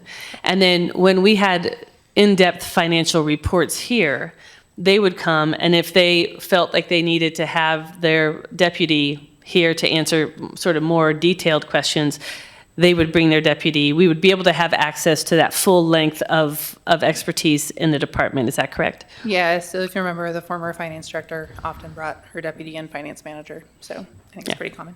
So we wouldn't see anything different in terms of the level of service to this body? No. Okay. Any further questions or thoughts? Okay. Thank you. We will move on next to the development of the concept plan and management plan for the Madrone Ridge property. Sabrina.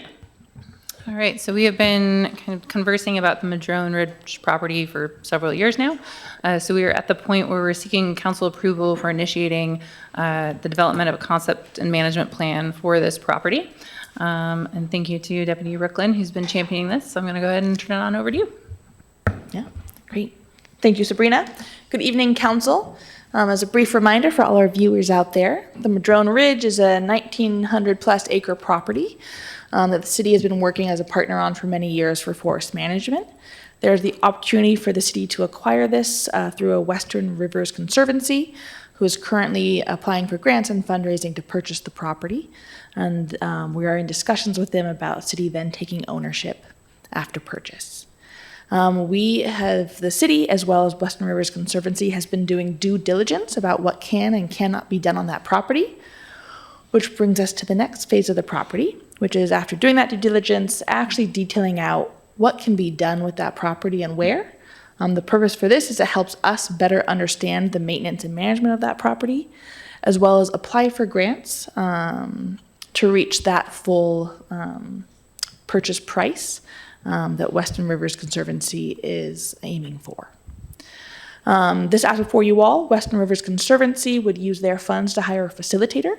So it would be city staff participating as part of a larger stakeholder group to discuss what can be done on the property and where, to make a recommendation for a general concept and eventual management plan. And I'm happy to take any questions. Councillor Hanson. Thank you, Mayor. Thank you, Jordan. This is really exciting. Curious, before we get into the planning approach and stakeholders and whatnot, could you just highlight some of the community objectives and values that this project touches on? Yeah, absolutely.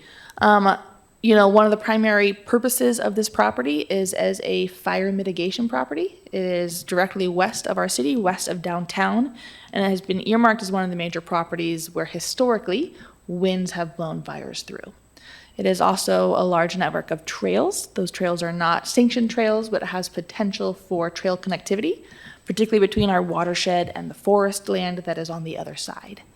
It's also a big conservation parcel. That is Western Rivers Conservancy guiding value is conservation. And what we're discussing through this concept plan process, if council gives a thumbs up to move forward with it, is looking for potential partners who could be the folks managing that land for us at a reduced cost to the city. So yeah, hope that hit all the dots. That hits a bunch of them. The only one I would add would be equity. I mean, this is 1,900 acres that was locked up as private land that would now be public land and would be a connector between the trails that we already have and the greater Forest Service. And we would be remiss if we didn't also hit on economic development, because have you seen this flyer that Western Rivers put out? This is one of their marketing pieces, and I'm not sure if they're going to further distribute this or whatnot. But when we talked to Western Rivers, in addition to fire mitigation and conservation of the land, they were looking at the heat mapping of Strava and Strava trail use, and they saw so much activity on the east side of the watershed with our established trail system over there. But there's actually quite a bit of running and biking that happens over there on the west side trails that are Forest Service trails that abut this property. And then on this property, there's a half dozen already trails that were used for different races and different things under special permission that are already established. So they were really excited about all the things, right? But one of the things that I hear people talking about in livability terms is like, why are new people moving to Ashland? Why are young families moving to Ashland? And trails is one of them. And another thing I hear from a livability standpoint is people are, feeling the pressure of more and more biking and hiking on our existing trails. And this would give Ashland an opportunity to segregate and have more space, more trail designation. This is just for e-bikes. This is just for trail running. This is just for dog walking. So, that was a great highlight, but I just wanted to add those things. I have another question, which is the identified stakeholder representatives on there are vast. Could you tell us a little bit about who they are and why you chose them? Absolutely. So, and this is also subject to addition. So if you all have recommendations of other folks who are important, please email me. I know Chris Chambers, our forestry officer, has also had some ideas come forward. I have to admit, I probably won't remember them right now, so I will update you all when I get updated. But a trail representative, exactly that. There are already existing trails. A huge potential use of a portion of this property is to expand our trail system. Lomakatsi is very interested in using the site as an education program to help train workforce for fire mitigation, wildfire reduction, and natural resource protection. A conservation specialist, because this, one of the primary goals of this land would be conservation. That is one of the reasons for purchasing.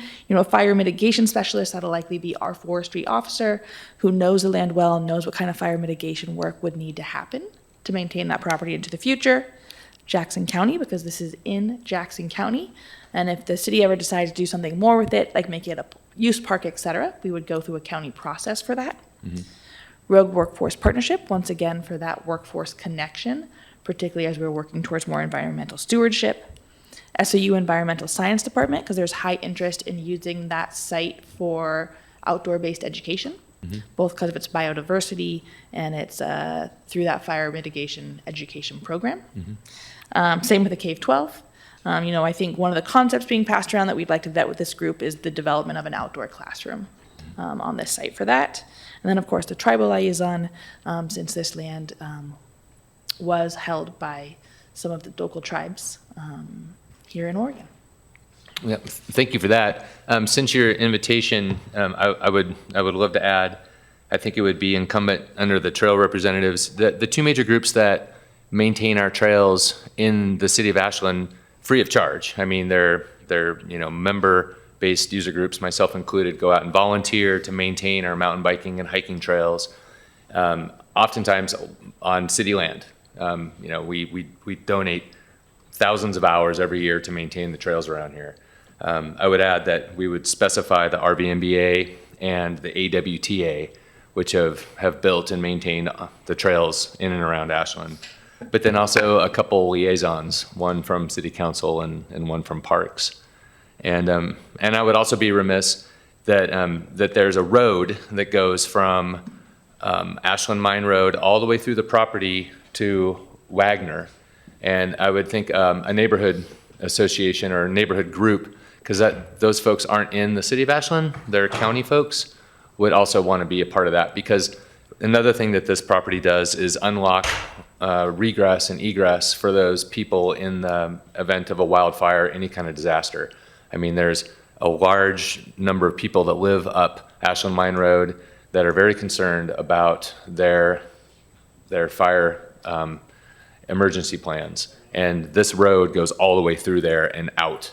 So this is very exciting, and I hope that I'm on council long enough to see this start and be a part of it, but I trust that whoever's sitting in this seat will, theoretically, whoever is on council will be able to be a part of this. And this is one of those like legacy projects, like we're not making any more land, right? And this is falling into our lap. Western Rivers, I wish them the best of luck. Thank you. Councilor Dale. Thank you. So a couple questions, Jordan, is there, the first quick question is in those number of meetings with at least one public meeting, would it be possible or considered to have probably 2 or up to 3, just because I think this is a huge thing, and I think we should get as maximum public engagement, of course. So then the question I have is, understand that the capital is being taken care of relative to grants and so forth, and I think it's handled by Western Rivers and phenomenal organization. My question is relative to the concept and management plan. Is that plan going to include just a really strong, really robust financial operating model that shows exactly how this is going to cost? I just don't want to. There's all kinds of things, as Councilor Hanson said, that are opportunities to be able to do with this. We just want to make sure that we can actually run it correctly. And sometimes we make that mistake sometimes as we're doing that. So I just want to make sure to buy that community trust and get the buy-in, because this is for the community, for the larger community, that is maximum number of people. You can decide whether you want to do it or not. That's a different story. It is actually like, does the community understand how we're funding it, how we can keep it moving? So will that be part of this plan?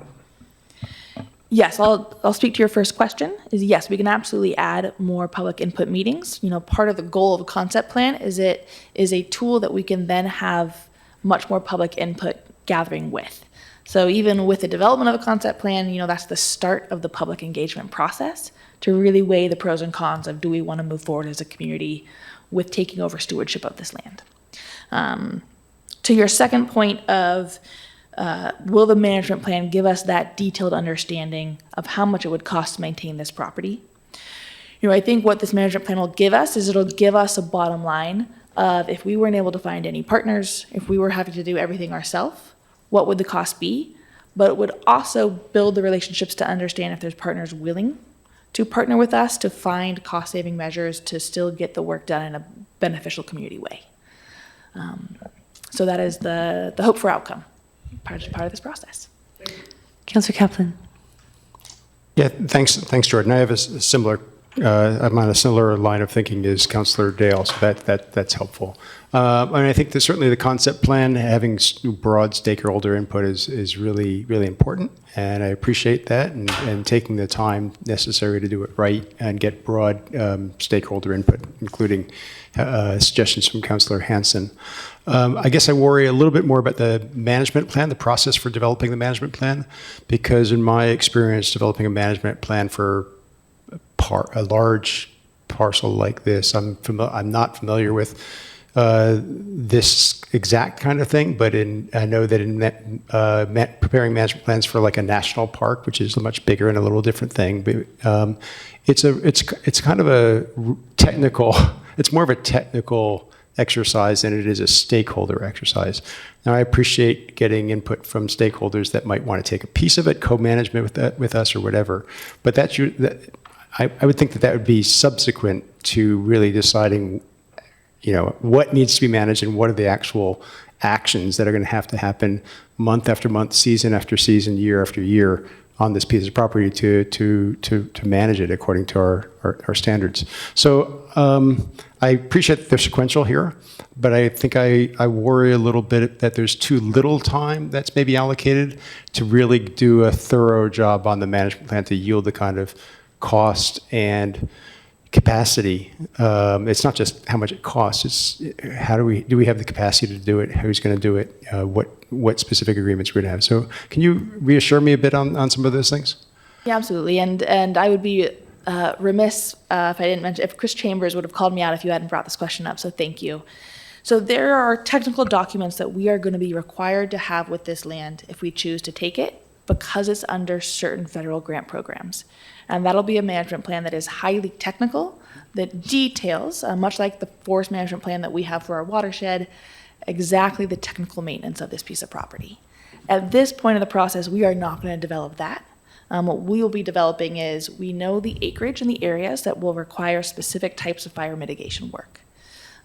We know the specific acreage after the concept plan of how many trails and miles of trails there will be, and what our level of maintenance would likely be on those. Similar for our watershed. There's roughly quarter to a third of the property is our watershed. So when I say management plan in this context, it is to get us that basic understanding of A, what would the cost be, and B, what is the capacity needs. The next phase after that, if we decide to continue to move forward, will be starting to create those highly technical documents that get into those nuanced details. This is sequential, so start with the concept plan. Once we know what goes where, there will then be a subgroup of folks that work on that basic management plan. And then ultimately, that technical management plan will be taken up by our technical experts to craft. And timeline-wise, the hope is by this fall to have a clear understanding of what we'd want to do with the property and what the cost estimate would be.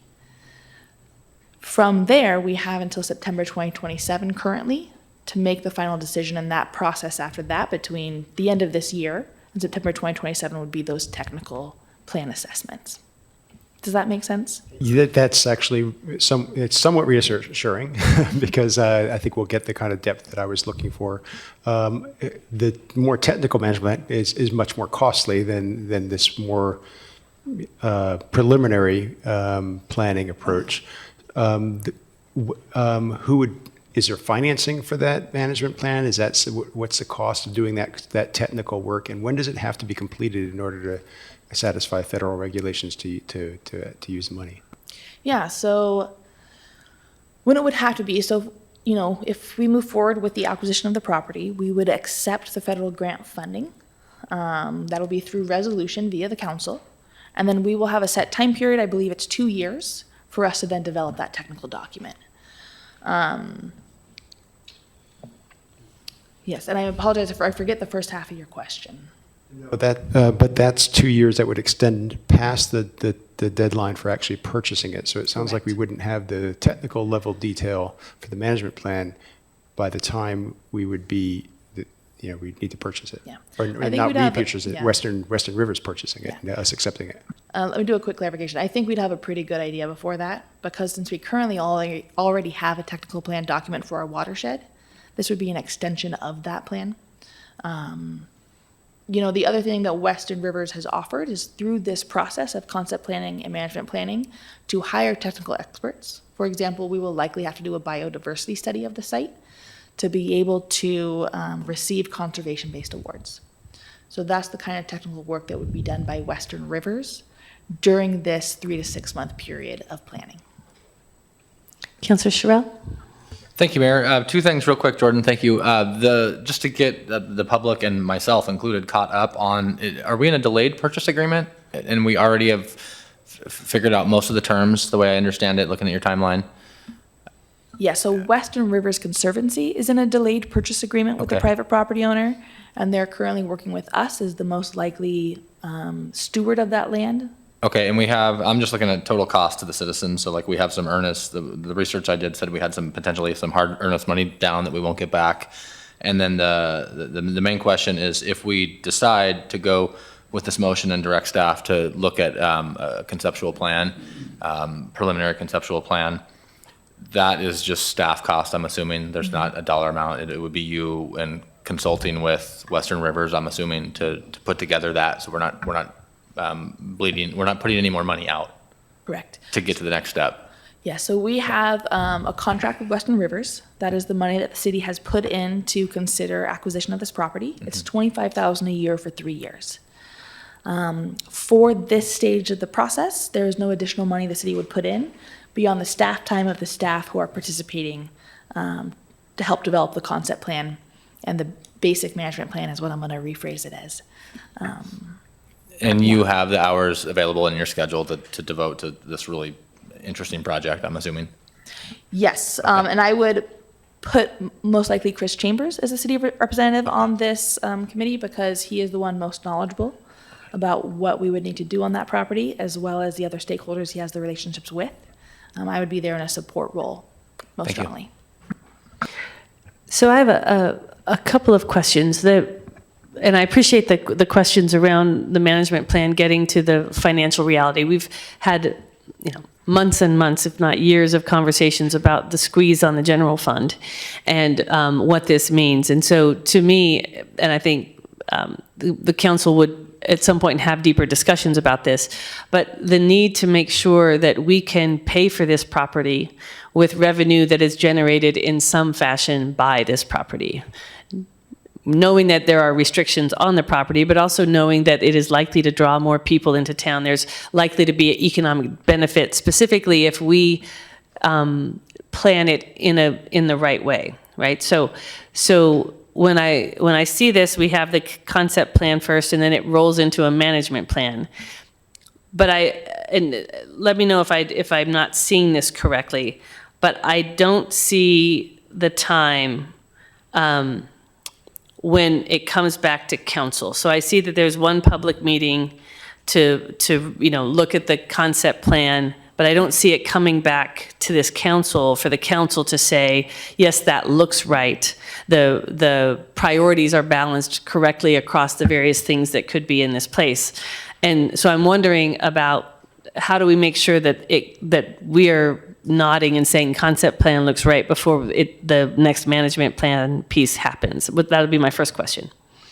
Yes, absolutely. So in the final part of the report, next steps, fall 2026 is when for sure the concept plan and the basic management plan would come before council.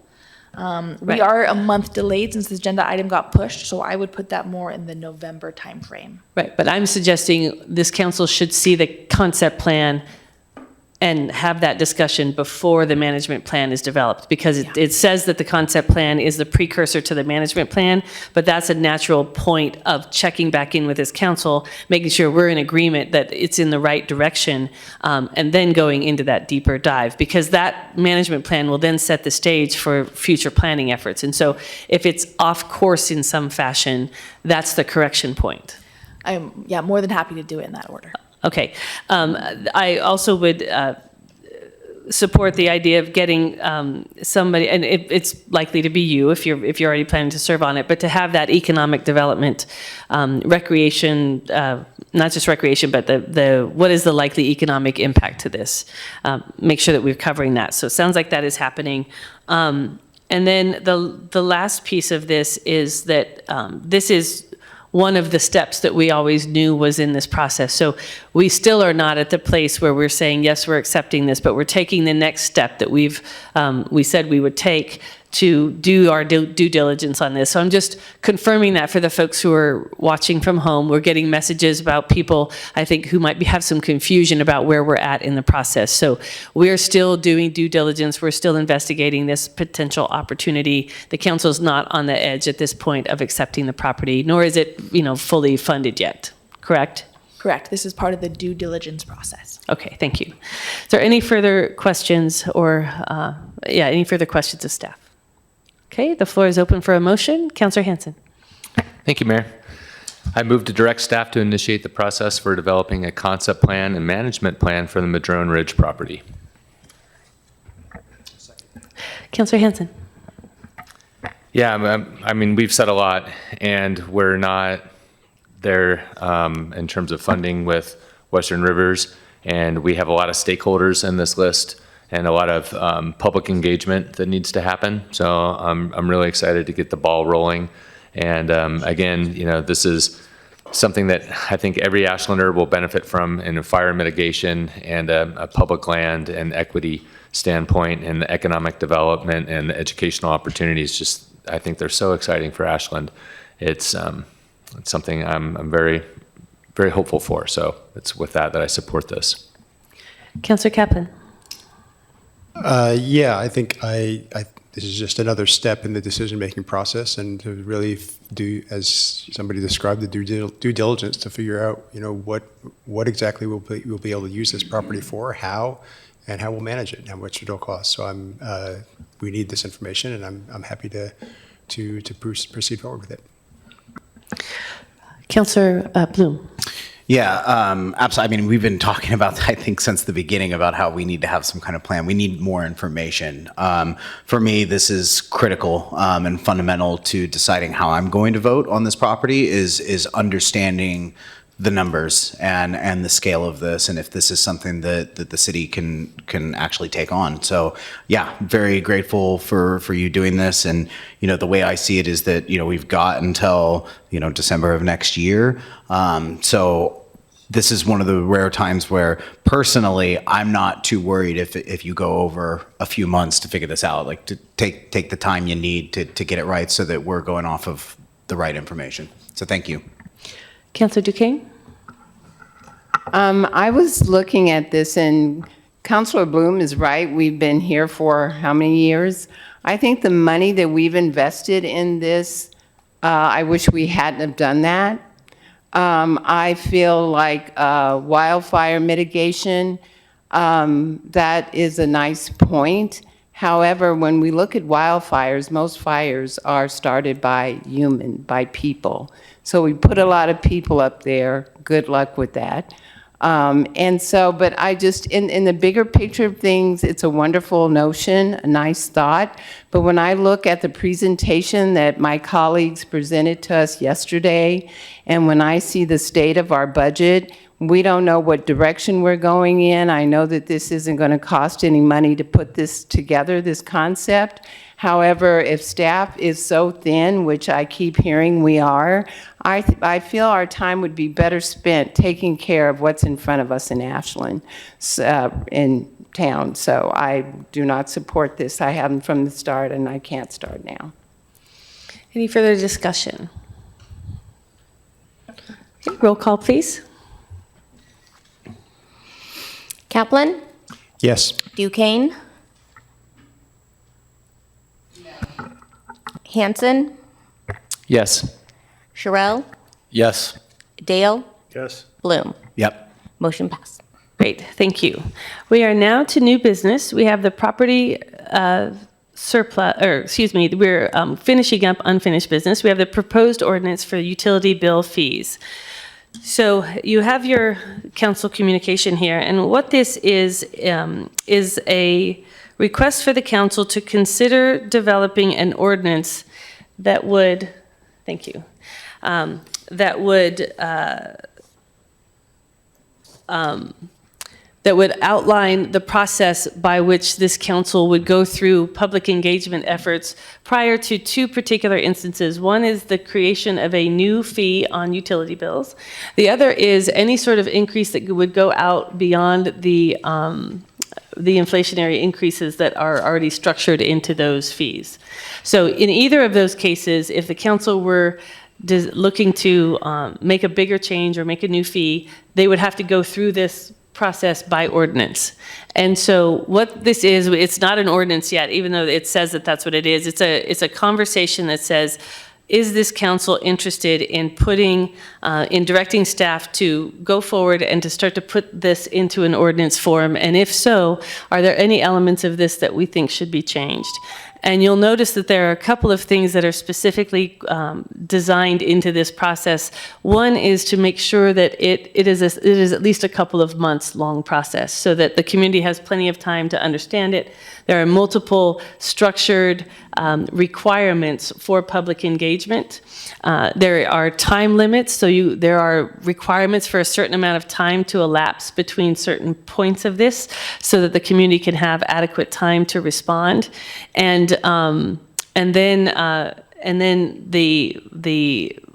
guess the final element of it is really building in that space so that the council can get the full response back from the community in terms of whether the community supports that move or does not.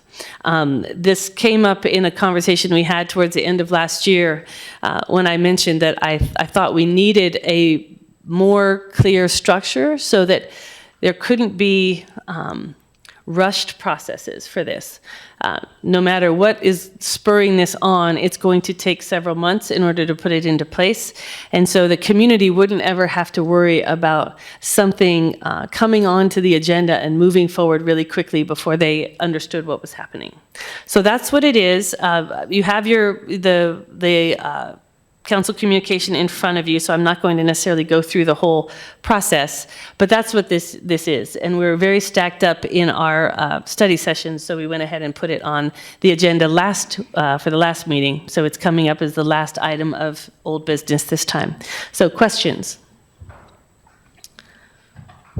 Councilor Dale.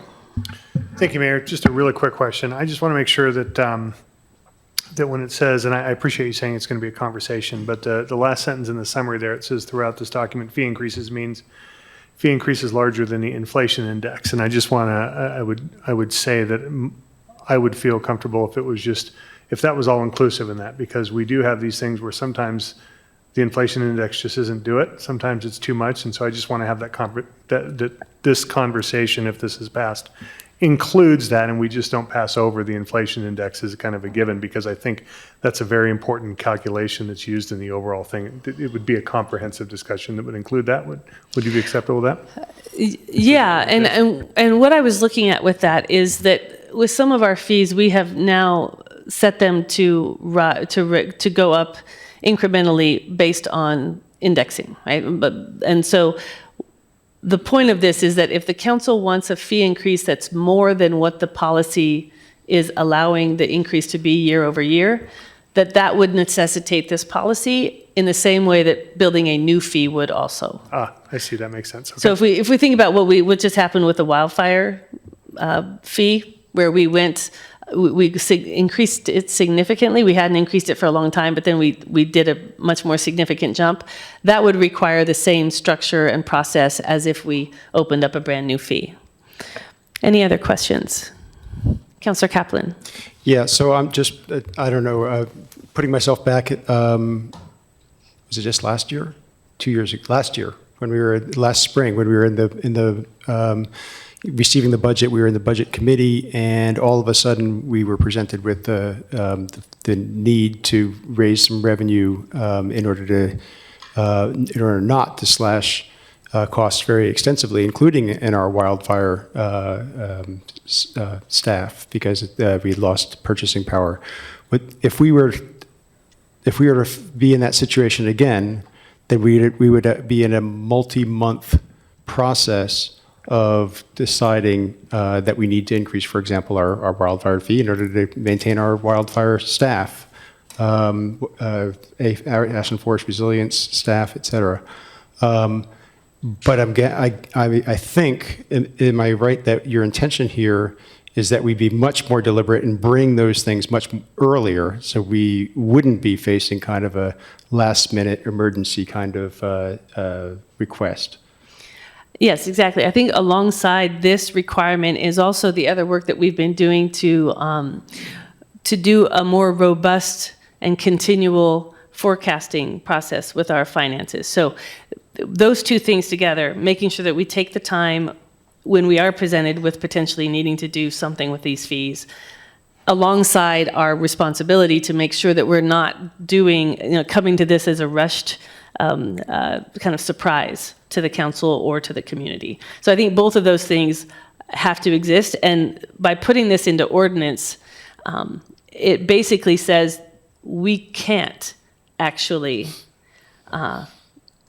do a hurried, rushed process. Therefore, we must bring it earlier. So a question now to the city manager, and in the budget preparation process, because last time it was a rush. We were faced with a situation with our ambulance service that we are still losing a lot of money in our ambulance service, but we were faced with presented with a substantial increase to our public safety fee in order to try to cut that gap a little bit.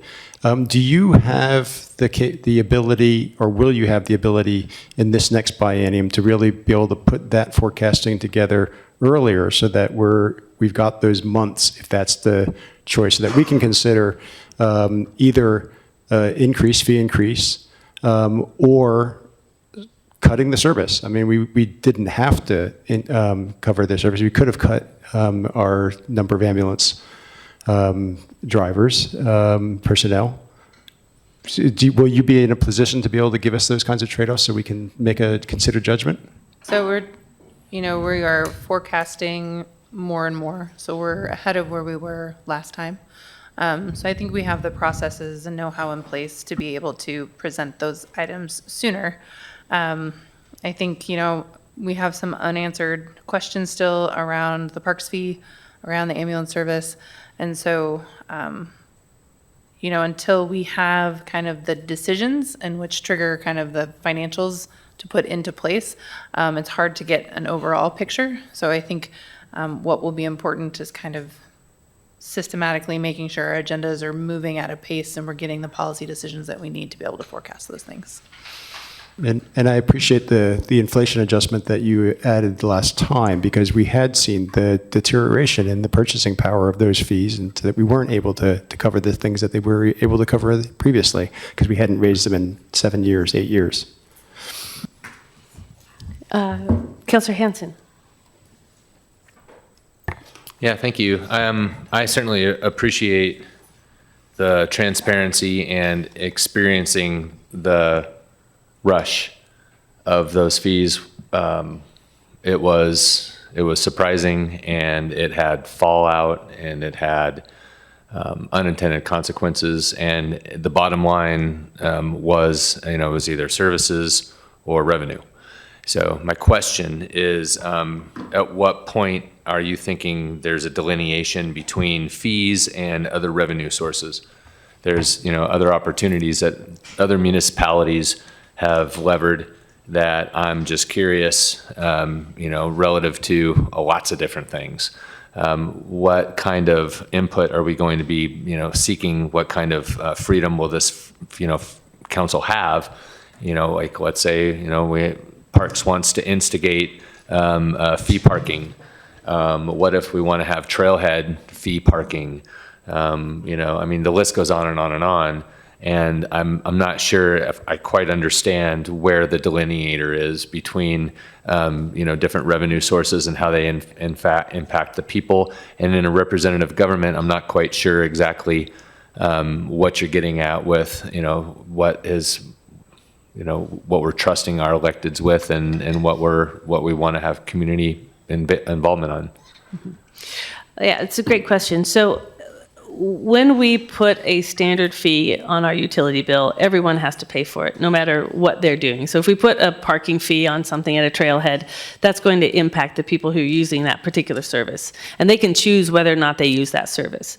When we add a utility fee, everyone has to pay it regardless of, what their circumstances are or how they interact with it, whatever it is that this is paying for.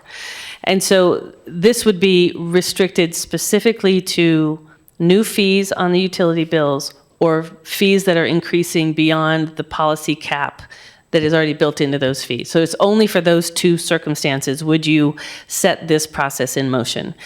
The way we sit right now, it would be a terrible idea to do something like this, but the council could get a packet with a proposed fee increase on Thursday and vote it in on Tuesday. And what this is doing is saying, you don't get to do that. You have to plan better. You have to have a deep conversation with this community, and it's got a lot of specifics, and certainly open to any thoughts about whether there are entities in here that the specifics need to be changed. But it requires public hearings. It requires an online survey. It requires that we advertise it differently than we just advertise regular meetings. There are time limits. The survey has to be open for 4 weeks. You can't, between the hearing and putting it forward for vote, there has to be at least 2 weeks. So there's a structure that gets put in place so that the community has plenty of time to communicate with their counselors, who still, at the end of the day, will be the ones who make the decision. Right? But it requires that we have a better conversation with the community before we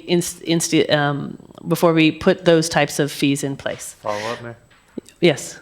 Do you have any idea how much staff time and expense that's going to cost? I do not, but we have public meetings anyway, and we have communication staff, and everything that's in here would be done by those two things. But Sabrina could tell us if you think that that's an onerous. I mean, to what extent do you think that that's a difficult expense for us to integrate into our business world? I think we can do it. I think, the idea of a survey, we'd probably want to think about that. But in terms of online materials, holding a meeting, study sessions, regular meetings or public meetings. I know we've been cutting meetings due to budgetary constraints. So I'm wondering what the dollar figure is. I don't have a dollar figure. And it shouldn't happen often. This process is not something that should happen very often at all, right? So that's the idea behind it. We do have two people who have signed up to speak. Does anybody else have any questions? Councilor Sherrill. Just one quick question. Thanks, Mayor, for bringing this forward. And I think we're all starting to get fee fatigue. Just a kind of a direct question that's semi-related to another item on the agenda tonight. Is the timing of this, does it have anything to do with, like, we're just hearing from the citizens, like we're moving too fast at raising fees, or in the future we want to do better? Can you talk about maybe the timing and how it could potentially overlap or piggyback or collaborate with another citizen-driven initiative that's has similar? I mean, one of them, we lose a little bit of power. One of them, we lose a little bit of speed. In both cases, we can potentially act when we need to. Can you just kind of speak to, like, the hard details of that? Sure. So I first announced that I wanted the council to take up something like this last November, and I think I sent my first draft over to Councilor Dale in like March of this year. So, but it hasn't been an issue of real timeliness because we've had other things on our agenda. So it got bumped from the last meeting, but we shouldn't think of these as pick one or the other. Even if the other one goes to the ballot in November, if we put this ordinance in place ahead of that and it passed, then it would just make the ordinance moot and we would just take it off.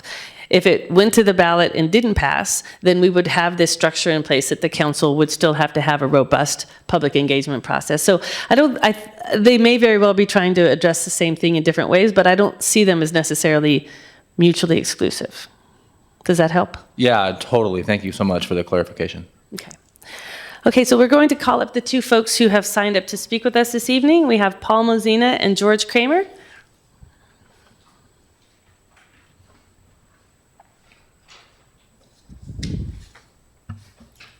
Mayor, how much time would you like to give them? 3 minutes. Okay. Thank you for this opportunity. My name is Paul Mozina. I live in Ashland. And I was just really surprised by Councilor Kaplan's comment that, and Councilor Hanson, that the ambulance service is losing money.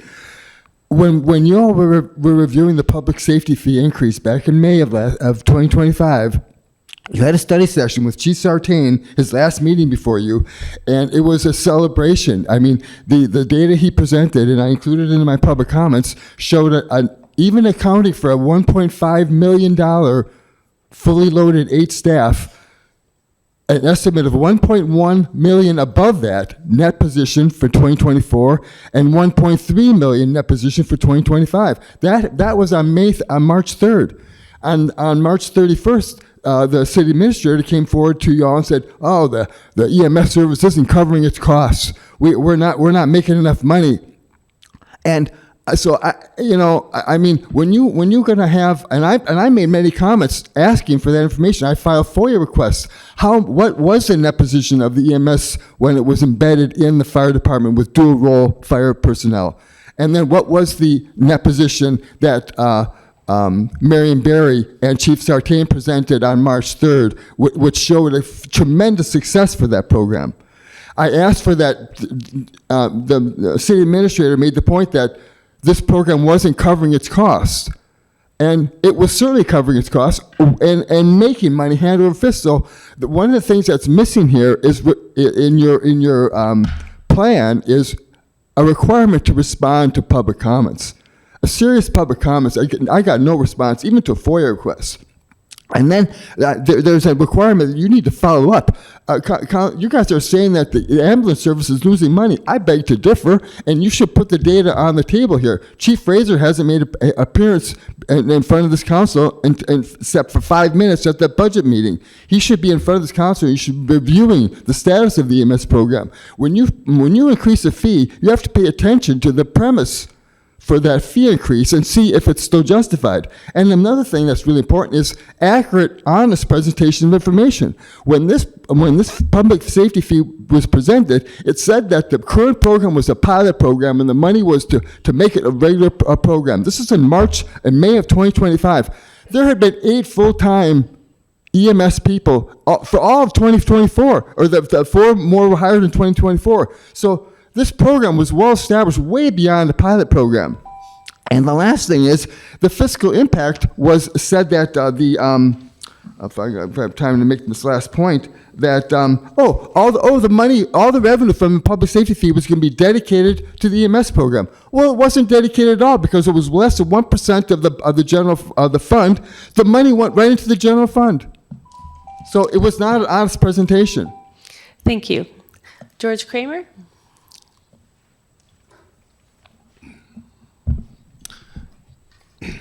Good evening. In general, I am in support of public discussion and a fulsome, detailed process before this council adopts new fees or increases fees. I think that's a good thing to do. I think if you had had something like that in place a year ago, I wouldn't be on your agenda later tonight.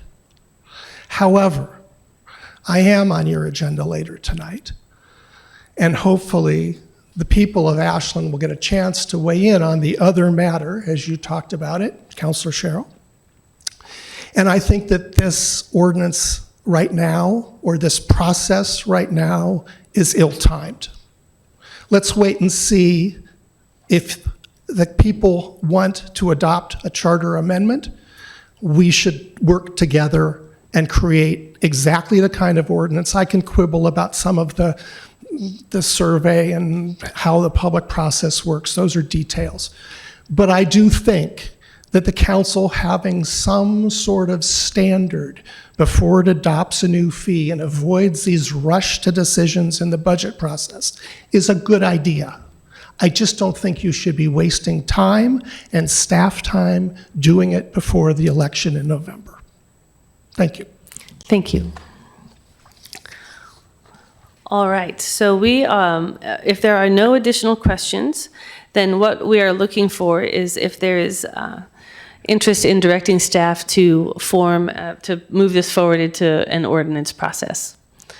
Are there, so we can just go around and each counselor can let us know, and then we'll take the decision of the body. Counselor Sherrill? Yeah, more process when we're going to put another burden on our citizens has to be a positive thing. Counselor Dale? Yes, I'm interested in the conversation. Counselor Bloom? Yeah, of course. Counselor Kaplan? Yeah, me too. Counselor Duquesne? Sure. Counselor Hanson? Yes. Okay. So do you need anything else in terms of moving this forward? No, we will work to draft an ordinance and bring it back. Okay, great. Thank you. Counselor Bloom? Just so that we're very clear and specific with the direction, that it include the elements that are presented here, the suggestions, not, I don't want something to get left out. The suggestions. The suggestions that you provided in terms of the process, I just wanted yeah. to be very clear in terms of the wording, that that's the direction, that I'm assuming that's the direction we're giving. Yes, in accordance with the council packet. Yes. Can this come back? I mean, I appreciate that we're doing this tonight, but I really wish it had been in a study session. Can we visit this in a study session before it comes back in a full-blown ordinance? That's what we're doing tonight is talking through the concept, and then. I hear that, but I'm curious. So our study sessions have been much more stacked recently than our business meetings have been, and so there have been a couple of things that we've moved into the business meeting because otherwise we don't have time for them, and that's what this is. So if there is a structural element of this that you would like to have done differently, then now would be the time, or we can do it on first reading, because there's still time to adapt the elements of it at first reading. True, but I mean, here we are till 9:30 tonight or whatever. Study sessions are much, I think, more loose. My impression is that we have more time during study sessions, so that's why I asked that we could have it in a study session, we could talk about it and learn more, but I'll defer to the group, but it seems as though we'd actually have more time that way, but whatever. Go ahead, Sabrina. We don't have an open study session until November now. Yeah. Yeah, we're trying to manage around that timing issue. But I appreciate the concern, Counselor. All right, so we are now to new business. We've got the property surplus, a portion of the Briscoe School property. Sabrina? Mayor. Counselor Duquesne? Mayor, I am looking at the time, and we are at new business, and I was hoping we could put the citizens petition ballot measure first. Only take a minute. So we have a timeliness issue, is there? So this will only take a couple minutes. I think, it seems like it's a pretty quick item. Question. We say that, and sometimes it is long. I would also appreciate, because though we have August 4th, it's pretty clear here that we have to approve a resolution by August 4th.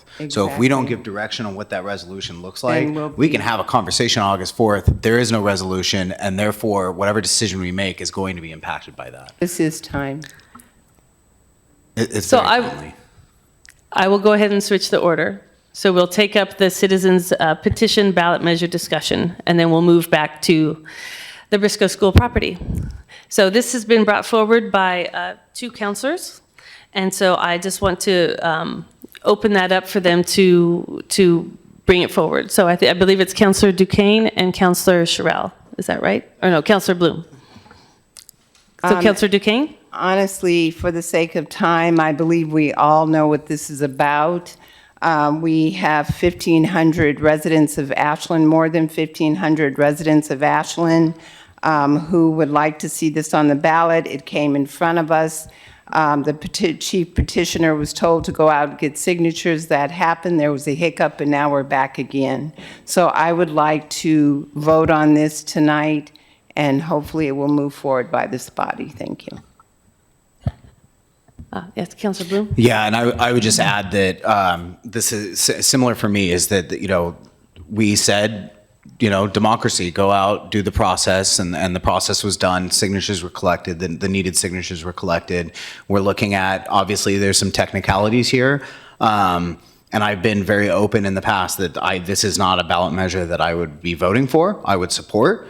But I do believe that we have a responsibility to say, you know what, the democratic process was carried out. Some mistakes were made in terms of how the filing and everything was done and all those rules. And I think the appropriate thing for us to do is to say, we're not trying to, tip the scales in terms of how this process works. So put it on the ballot, and those of us that are opposed to it, we need to do a good enough job, explaining to the citizens that this is not something that should pass.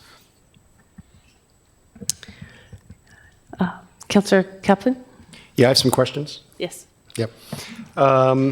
Yeah, I appreciate this, and I appreciate that there was some errors in collecting the signatures. It's in the packet that what those actually were, not so small. There are quite a few of them.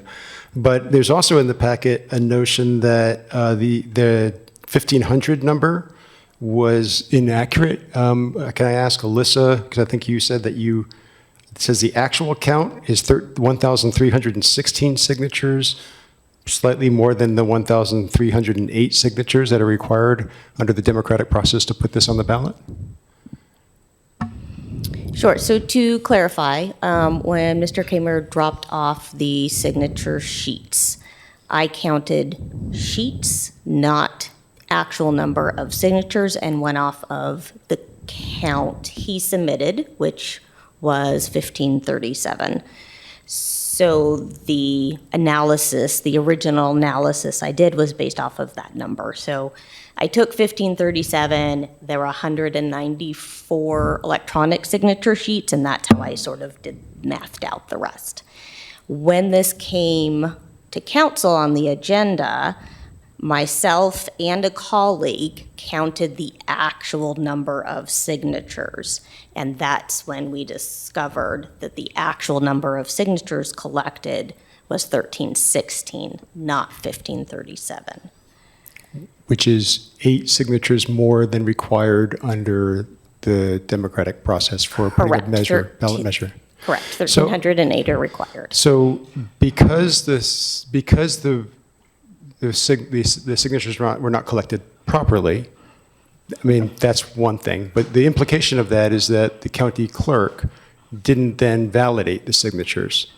I just collected some signatures for re-election. I've talked with other candidates who've collected signatures for re-election and had to go back out and get more signatures because a third of their signatures were invalidated by the county clerk because they were not registered voters. People signed, but they didn't happen to be a registered voter, so their signature was not valid for the purpose of putting the candidate on the ballot. Do you have information about what's the typical rejection rate of signatures? I think it's not just the signature, it's also, they can't be duplicates. They have to be registered, they can't be duplicates. Right, so that question, so I did talk with the county elections office. They are not able to verify any amount of signatures due to the legal compliance issue. But I got curious about the same thing. So I went back and I looked at the water bond petition that we had a few years ago, and the county did verify those signatures, and the rejection rate was 13%. So if you apply 13% to the amount the petitioner submitted, that only leaves 1,145 valid signatures. In addition, because I like numbers too, with all of the candidates turning in signature sheets for verification, I did a quick average, and it's 15% of signatures that were verified by candidates in this election that are being rejected. So there's some reason to think that 15% rejection rate or even 10% rejection rate would be applicable in this case as well. So less than the actual number of signatures required. Correct. So I've got another question that's also in the packet. It's actually for our city attorney. You have in there some concerns about the actual language. George, when you presented this back in November, I said that I wasn't supporting putting this on the ballot at that point without going to well, I said I wasn't supportive of putting that ballot at that point because I didn't like the wording. I thought the wording would actually keep us from the inflation adjustment, which I talked about earlier this evening. We hadn't raised our fees for 7, 8 years, so they lost purchasing power. And I thought that this would then, the way you had worded this would require us to go back and get a voter approval every time we want to adjust for inflation, one of these fees. And we just wouldn't do that.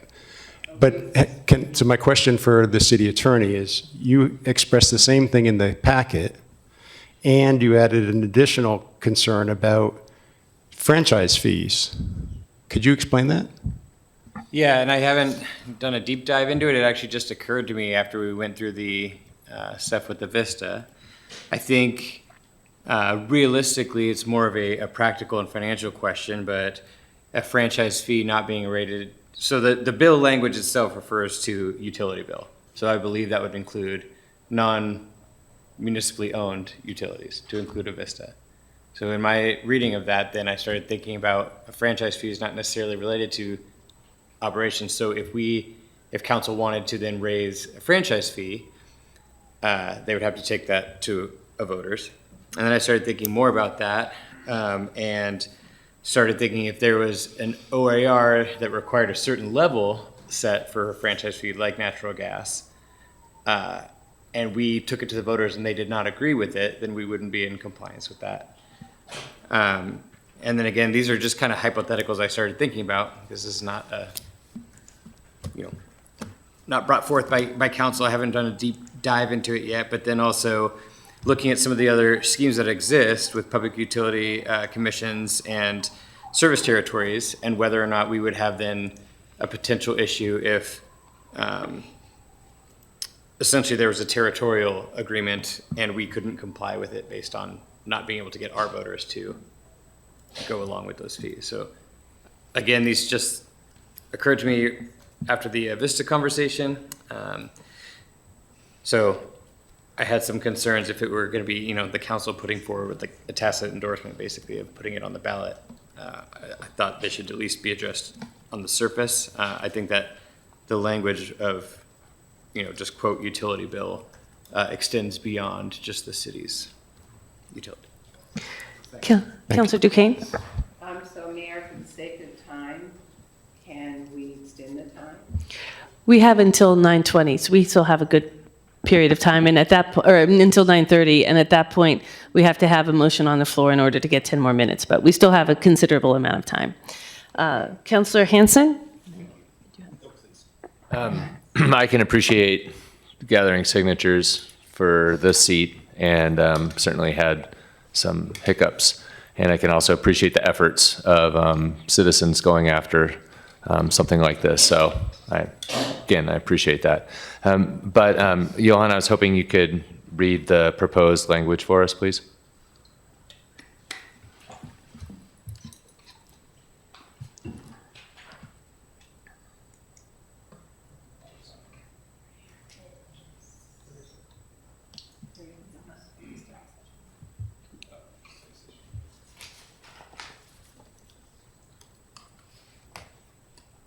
Let's see, so I'll read the summary. I guess vote amends Ashland City Charter Article 9, Special Powers of Council as follows. Section 8, fees and taxes. The City Council by majority vote may propose new fees, taxes, or increase existing fees or taxes on a utility bill unrelated to the operation of the utilities. I'm sorry, guys. It's a charter amendment as follows. Section 8, fees and taxes. The City Council by a majority vote may propose new fees, taxes, or increase existing fees or taxes on a utility bill unrelated to the operation of the utilities. Notwithstanding any other provision, no such fee, tax, or increase will be assessed, imposed, or collected until at least 30 days following a positive vote to affirm by Ashland voters at the next regularly scheduled election. Thank you. Councilor Bloom? Yeah, thank you. No, I think all good points, and I would like to point out that we control this now at this point, and we can change the language. It's not a, we have to go with the proposed language or nothing. We can certainly add in, to protections for inflation. We can exclude franchise fees and, exclude any, proposed fees outside of the jurisdiction of the city of Ashland. So we can put protections in place in the event that the voters do decide to pass it. We at least, have some ability to put some safeguards here so we're not completely causing damage or harm.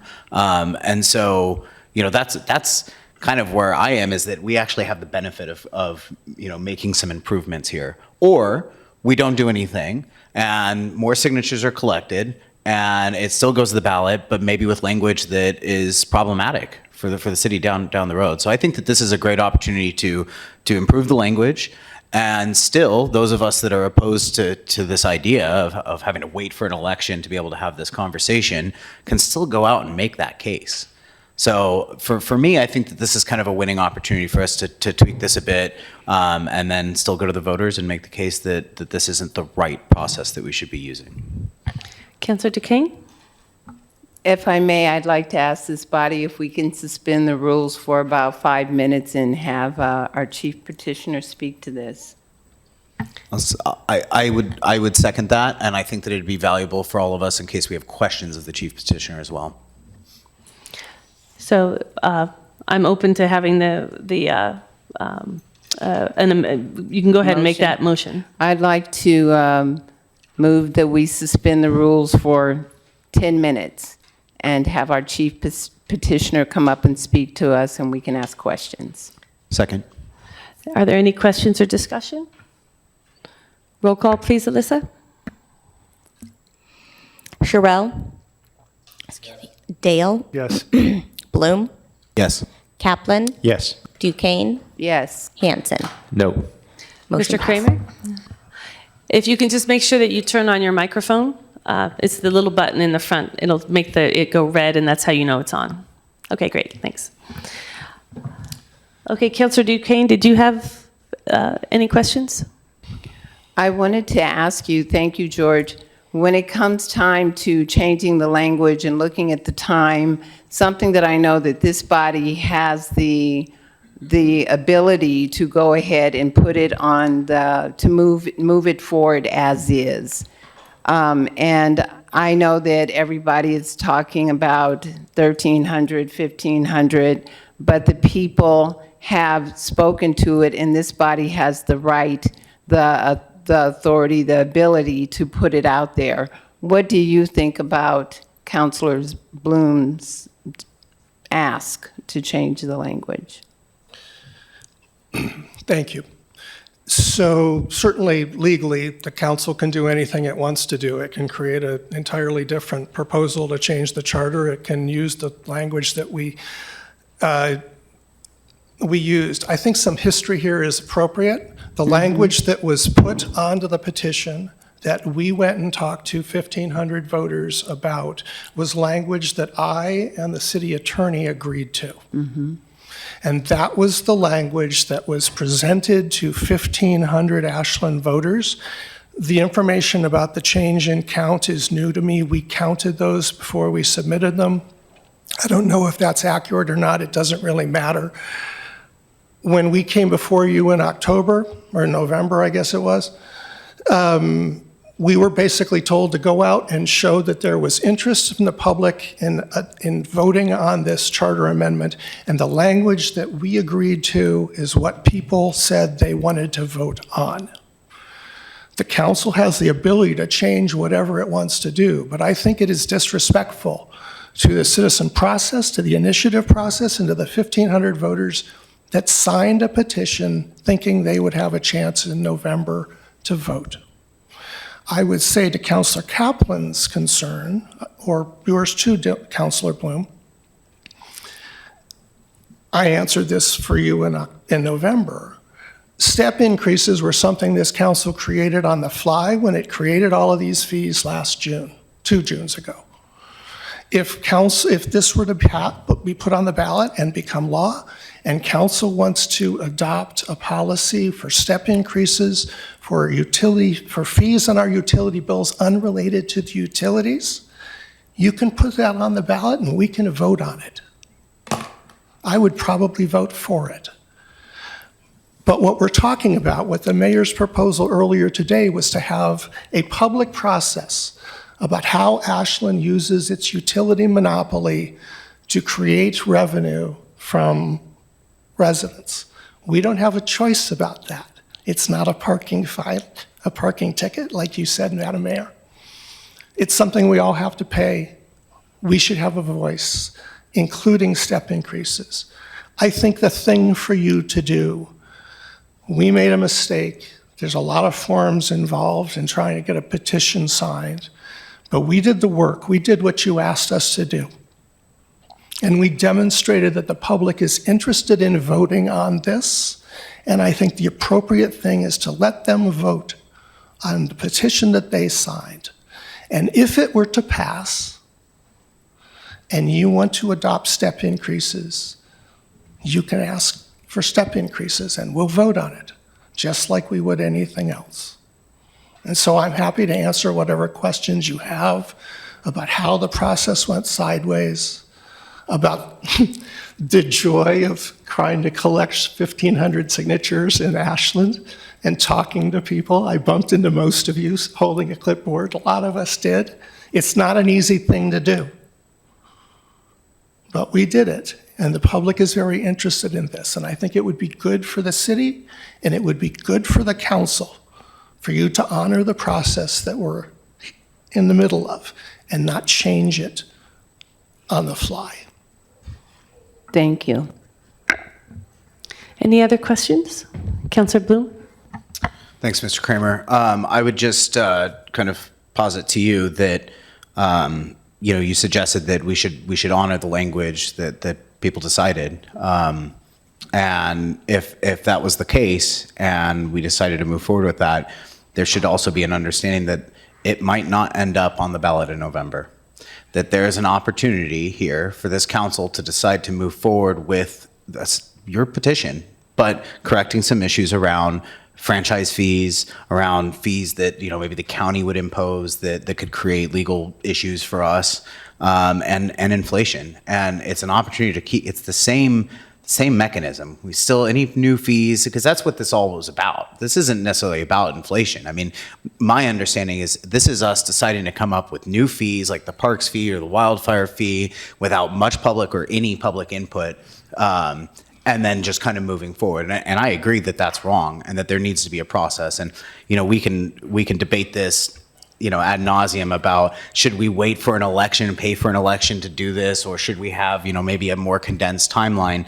And I'm ready to have that debate, publicly with the electorate. But I think that there needs to be an understanding that there is an opportunity to get this on the ballot with some important changes that this council could potentially get behind, or risk not passing this and having to wait until 1,500 signatures are collected. So I just, something to think about. It was more a comment than a question. And that's how I'm thinking about this, is that I want to honor the people that signed those, that want this conversation to happen in the community. And I want to do it in a way that also doesn't break the city, potentially. And I think that there's a middle path here. So just wanted to make that comment. Okay, any other questions? I just want to be mindful of time. I have a question for Johan. So Johan, when a petitioner comes forward with ballot language, what is that process that your department goes through? Because I'm hearing language around we agreed, and I would like to understand better what that process looks like. Yeah, primarily I'm just looking at clarity and that it makes sense. I'm not looking at like the substantive impacts or, in this case, like I said, the Avista thing, it didn't occur to me until just a few months ago. But I'm not doing a deep dive into it. I'm looking, we went back and forth on things like, I think, comma placement and word choice, but that's what I'm looking at.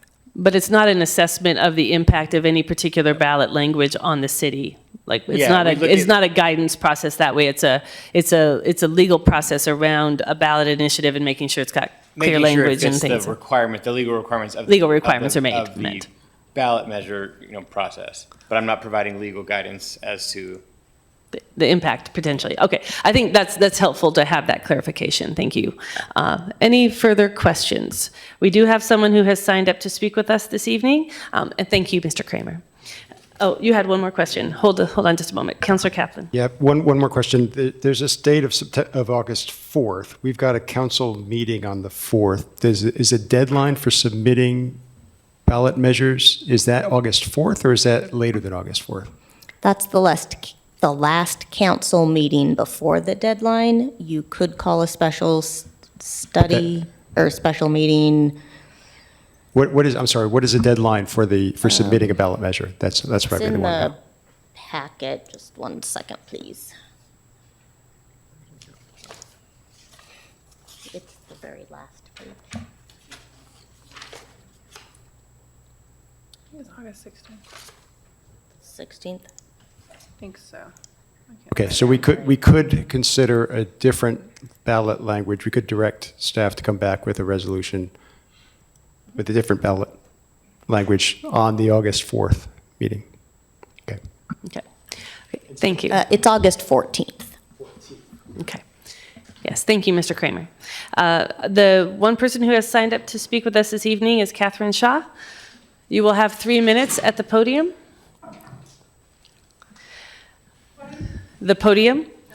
And the light display will turn to yellow when you have 20 seconds left. It will go to red when your time is up, and you'll hear buzzers at both of those time points. Okay, appreciate it.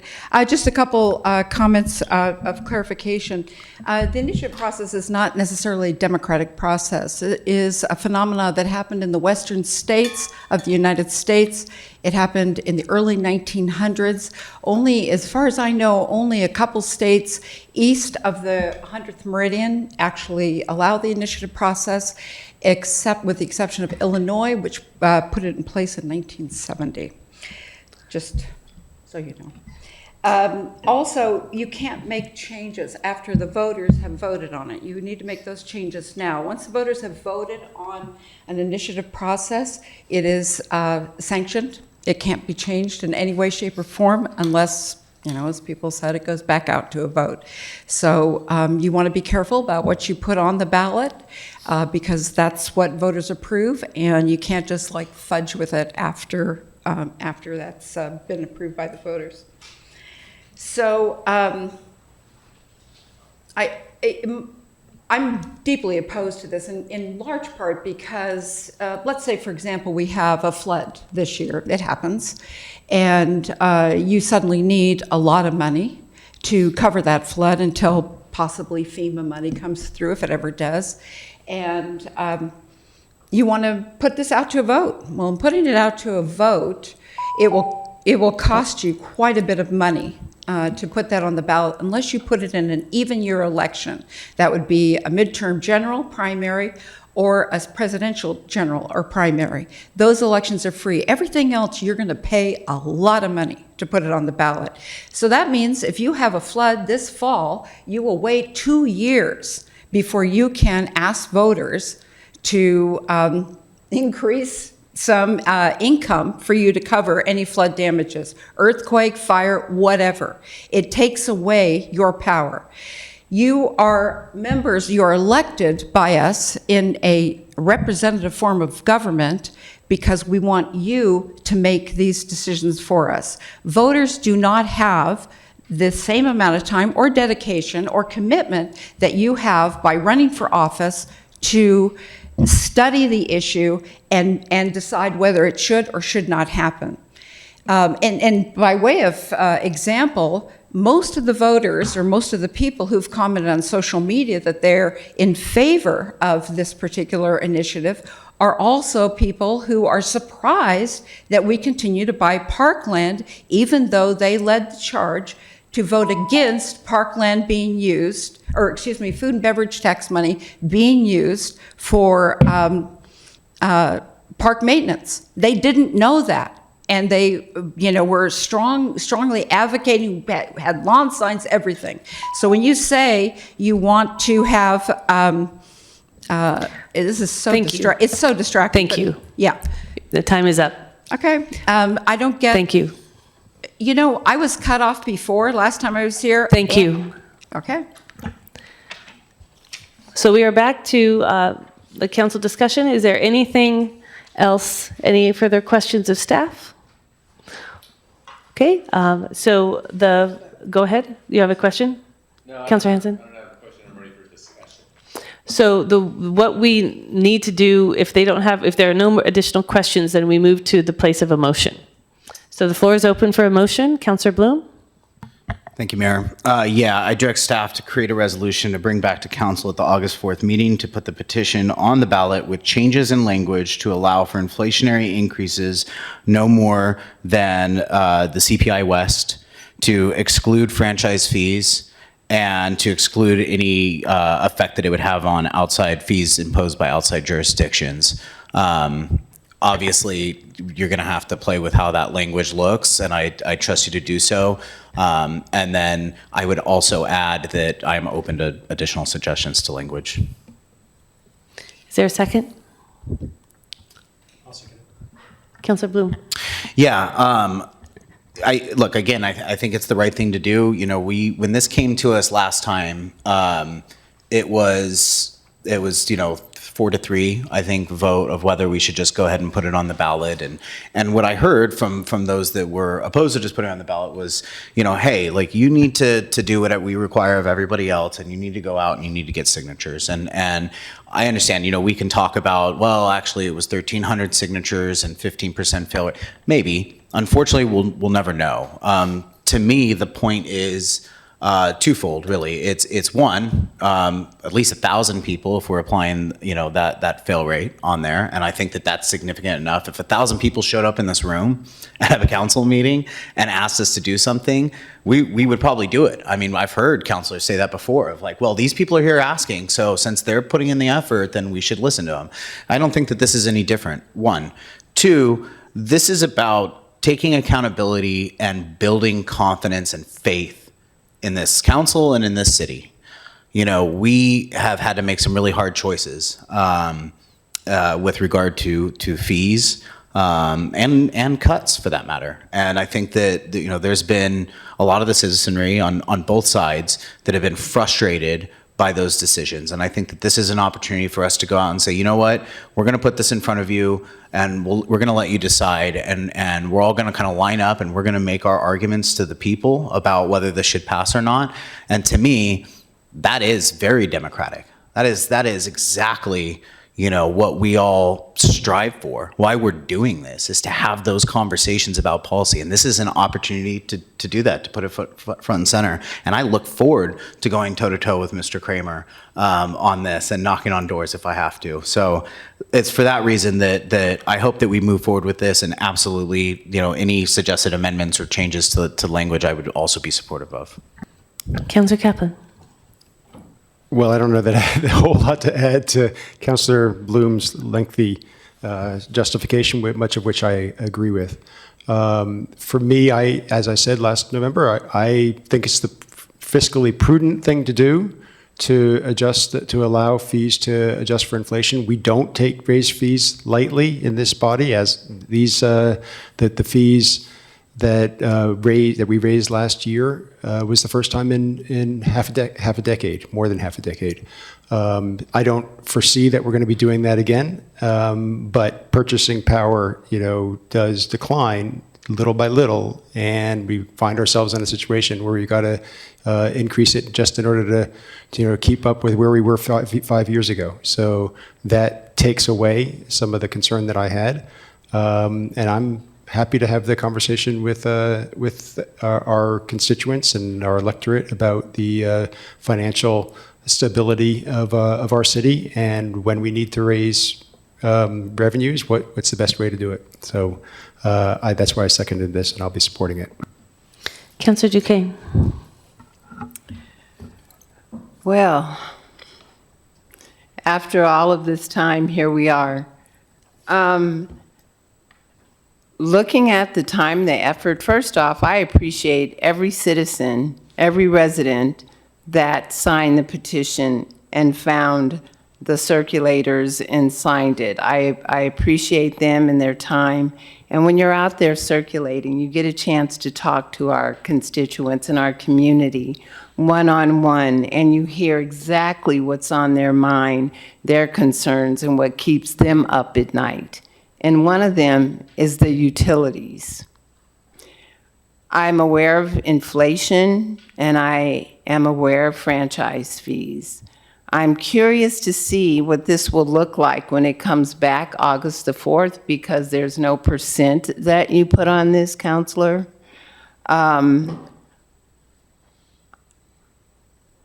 And on that day, we will definitely be up against the wall. I don't really know how I feel right now. I want it to be on the ballot. I want to see the language. And so I guess I'll make my decision then. But I'm kind of disappointed that it's not moving forward as is what the people saw and what they signed and what they want. Councillor Dale? Thank you, Mayor. It's one I've done a lot of reflection about, and I voted last November to not put this on or not have council support this because I don't believe in the language. I think there's a lot more to it. And we asked the petitioner to go out and get the signatures and to actually show that that was something that was important to this community. And I agree that, there's hypotheticals around the numbers, but there's a good faith effort out there. And I think that while we've covered the fact that it is extremely important to read the fine print, and I say that for people that, and this is not a slight by any means, but literally these documents are very difficult, and those that are running for office or anything else, let this be a lesson that's very important to read those. That being said, given the effort that was put into it, I think we afford at least an equal amount of grace. And the other thing that I would say is that we need to be very cognizant, or at least I am, of separating process from merit. And this is going to allow the opportunity for this community to really understand what it takes to raise things, and as we talk a lot about here, the law of unintended consequences. This process is not unique to just Oregon, but it's a part of the history of Oregon to be able to do ballot initiatives. And I think that if we were to go against what I think was a reasonable showing of people, that be careful what we wish for, because we might just get it. So I will be supporting this. Councillor Hanson. Yeah, thank you. Again, I support the democratic process, and when I voted no on this originally, it was, go forth, gather your signatures, and, go for it. I find it distressing to come back to council and ask to have it put back on the ballot. My vote will be to, as the suggested motion in the packet is, to allow the democratic process to continue. But as a business owner, I have to manage my business. I have to stay in the black. I have 20 employees. As a counselor, 60% of the Ashlander voters voted for me, and I carry a responsibility for 21,000 people to take care of them and make sure that this city is in the black. And with all due respect, some of my counselors won't vote for modest rate increases that cover 7% that are necessary to keep us in the black. I do not trust that if we have ballot initiatives that there will be clear communication, information deep dives, and the things that are necessary to keep our city functioning properly.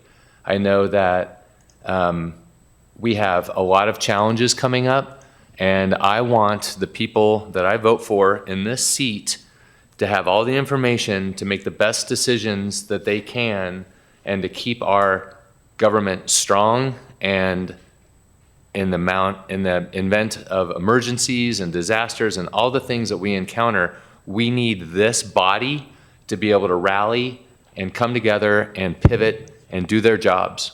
And I do not believe that I will be voting for this if it were to come to ballot. I wish the democratic process the best of luck, and I hope that I will not be supporting this motion, and I will look forward to another motion if it fails. Councillor Schrill? Thanks, Mayor. I supported this the first time. I'll support it this time. I think that the small changes are in line with what's reasonable and other policies that we've set as a council. And I think there's a lot of really educated people here in this town, and I think they deserve a vote. And I also think that if it passes, they deserve the responsibility for the repercussions that we get sometimes when we pay for things or we don't pay for things. Yeah, Sabrina. Just curious if there's any interest in putting something in the resolution to speak to emergencies, like that was brought up this evening. I'll speak to that. Councillor Bloom? I believe that that's why we have a reserve fund that we need to continue to fund. But, to address the point that was made is that when you have a flood, you're supposed to have a healthy reserve fund. And we're talking about that. And that's what that's for. And there's other mechanisms. So, I just don't think that there's a need to exclude for emergencies. There's already a process for that. Is there any further discussion? Roll call, please, Alyssa. Duquesne? Sure, yeah. Hanson? No. Sherrill? Yes. Dale? Yes. Bloom? Yes. Kaplan? Yes. Motion passed. Okay, thank you. We will move our property surplus discussion to the next meeting. We got 3 minutes? No. I'll make a motion. I'll suspend the rules. I'll just sit here. Mayor, I move to suspend the rules in terms of time limits for council meetings so that we can finish this agenda item. So, Johan? There's two things. One, you could just make the motion to surplus the property. I mean, it's for ADA reasons, and then we could just do this. And then we have the extra 10 minutes. Yes, that's the motion that we need. I'm happy to do that. So do you withdraw your previous I withdraw motion? my previous motion and Go would ahead. like to make another motion. I move to surplus 188 square feet of Briscoe School property as outlined by the Oregon Department of Transportation in the acquisition summary statement dated April 28, 2026. I would do a motion to extend by 10 minutes. Yes. I could just go. Go. Okay, ODOT wants to put in a ramp. We own the property. They want to pay us for it. They'll do all the work. Let's give it to them. Yeah. Are there any questions of staff? We all have the agenda, the packet materials, so. Okay. Kaplan. So did you want to speak to your motion? No. Councilor Kaplan? Any further discussion? Roll call, please, Alyssa. Dale? Yes. Bloom? Yes. Kaplan? Yes. Duquesne? Yes. Hanson? Yes. Sherrill?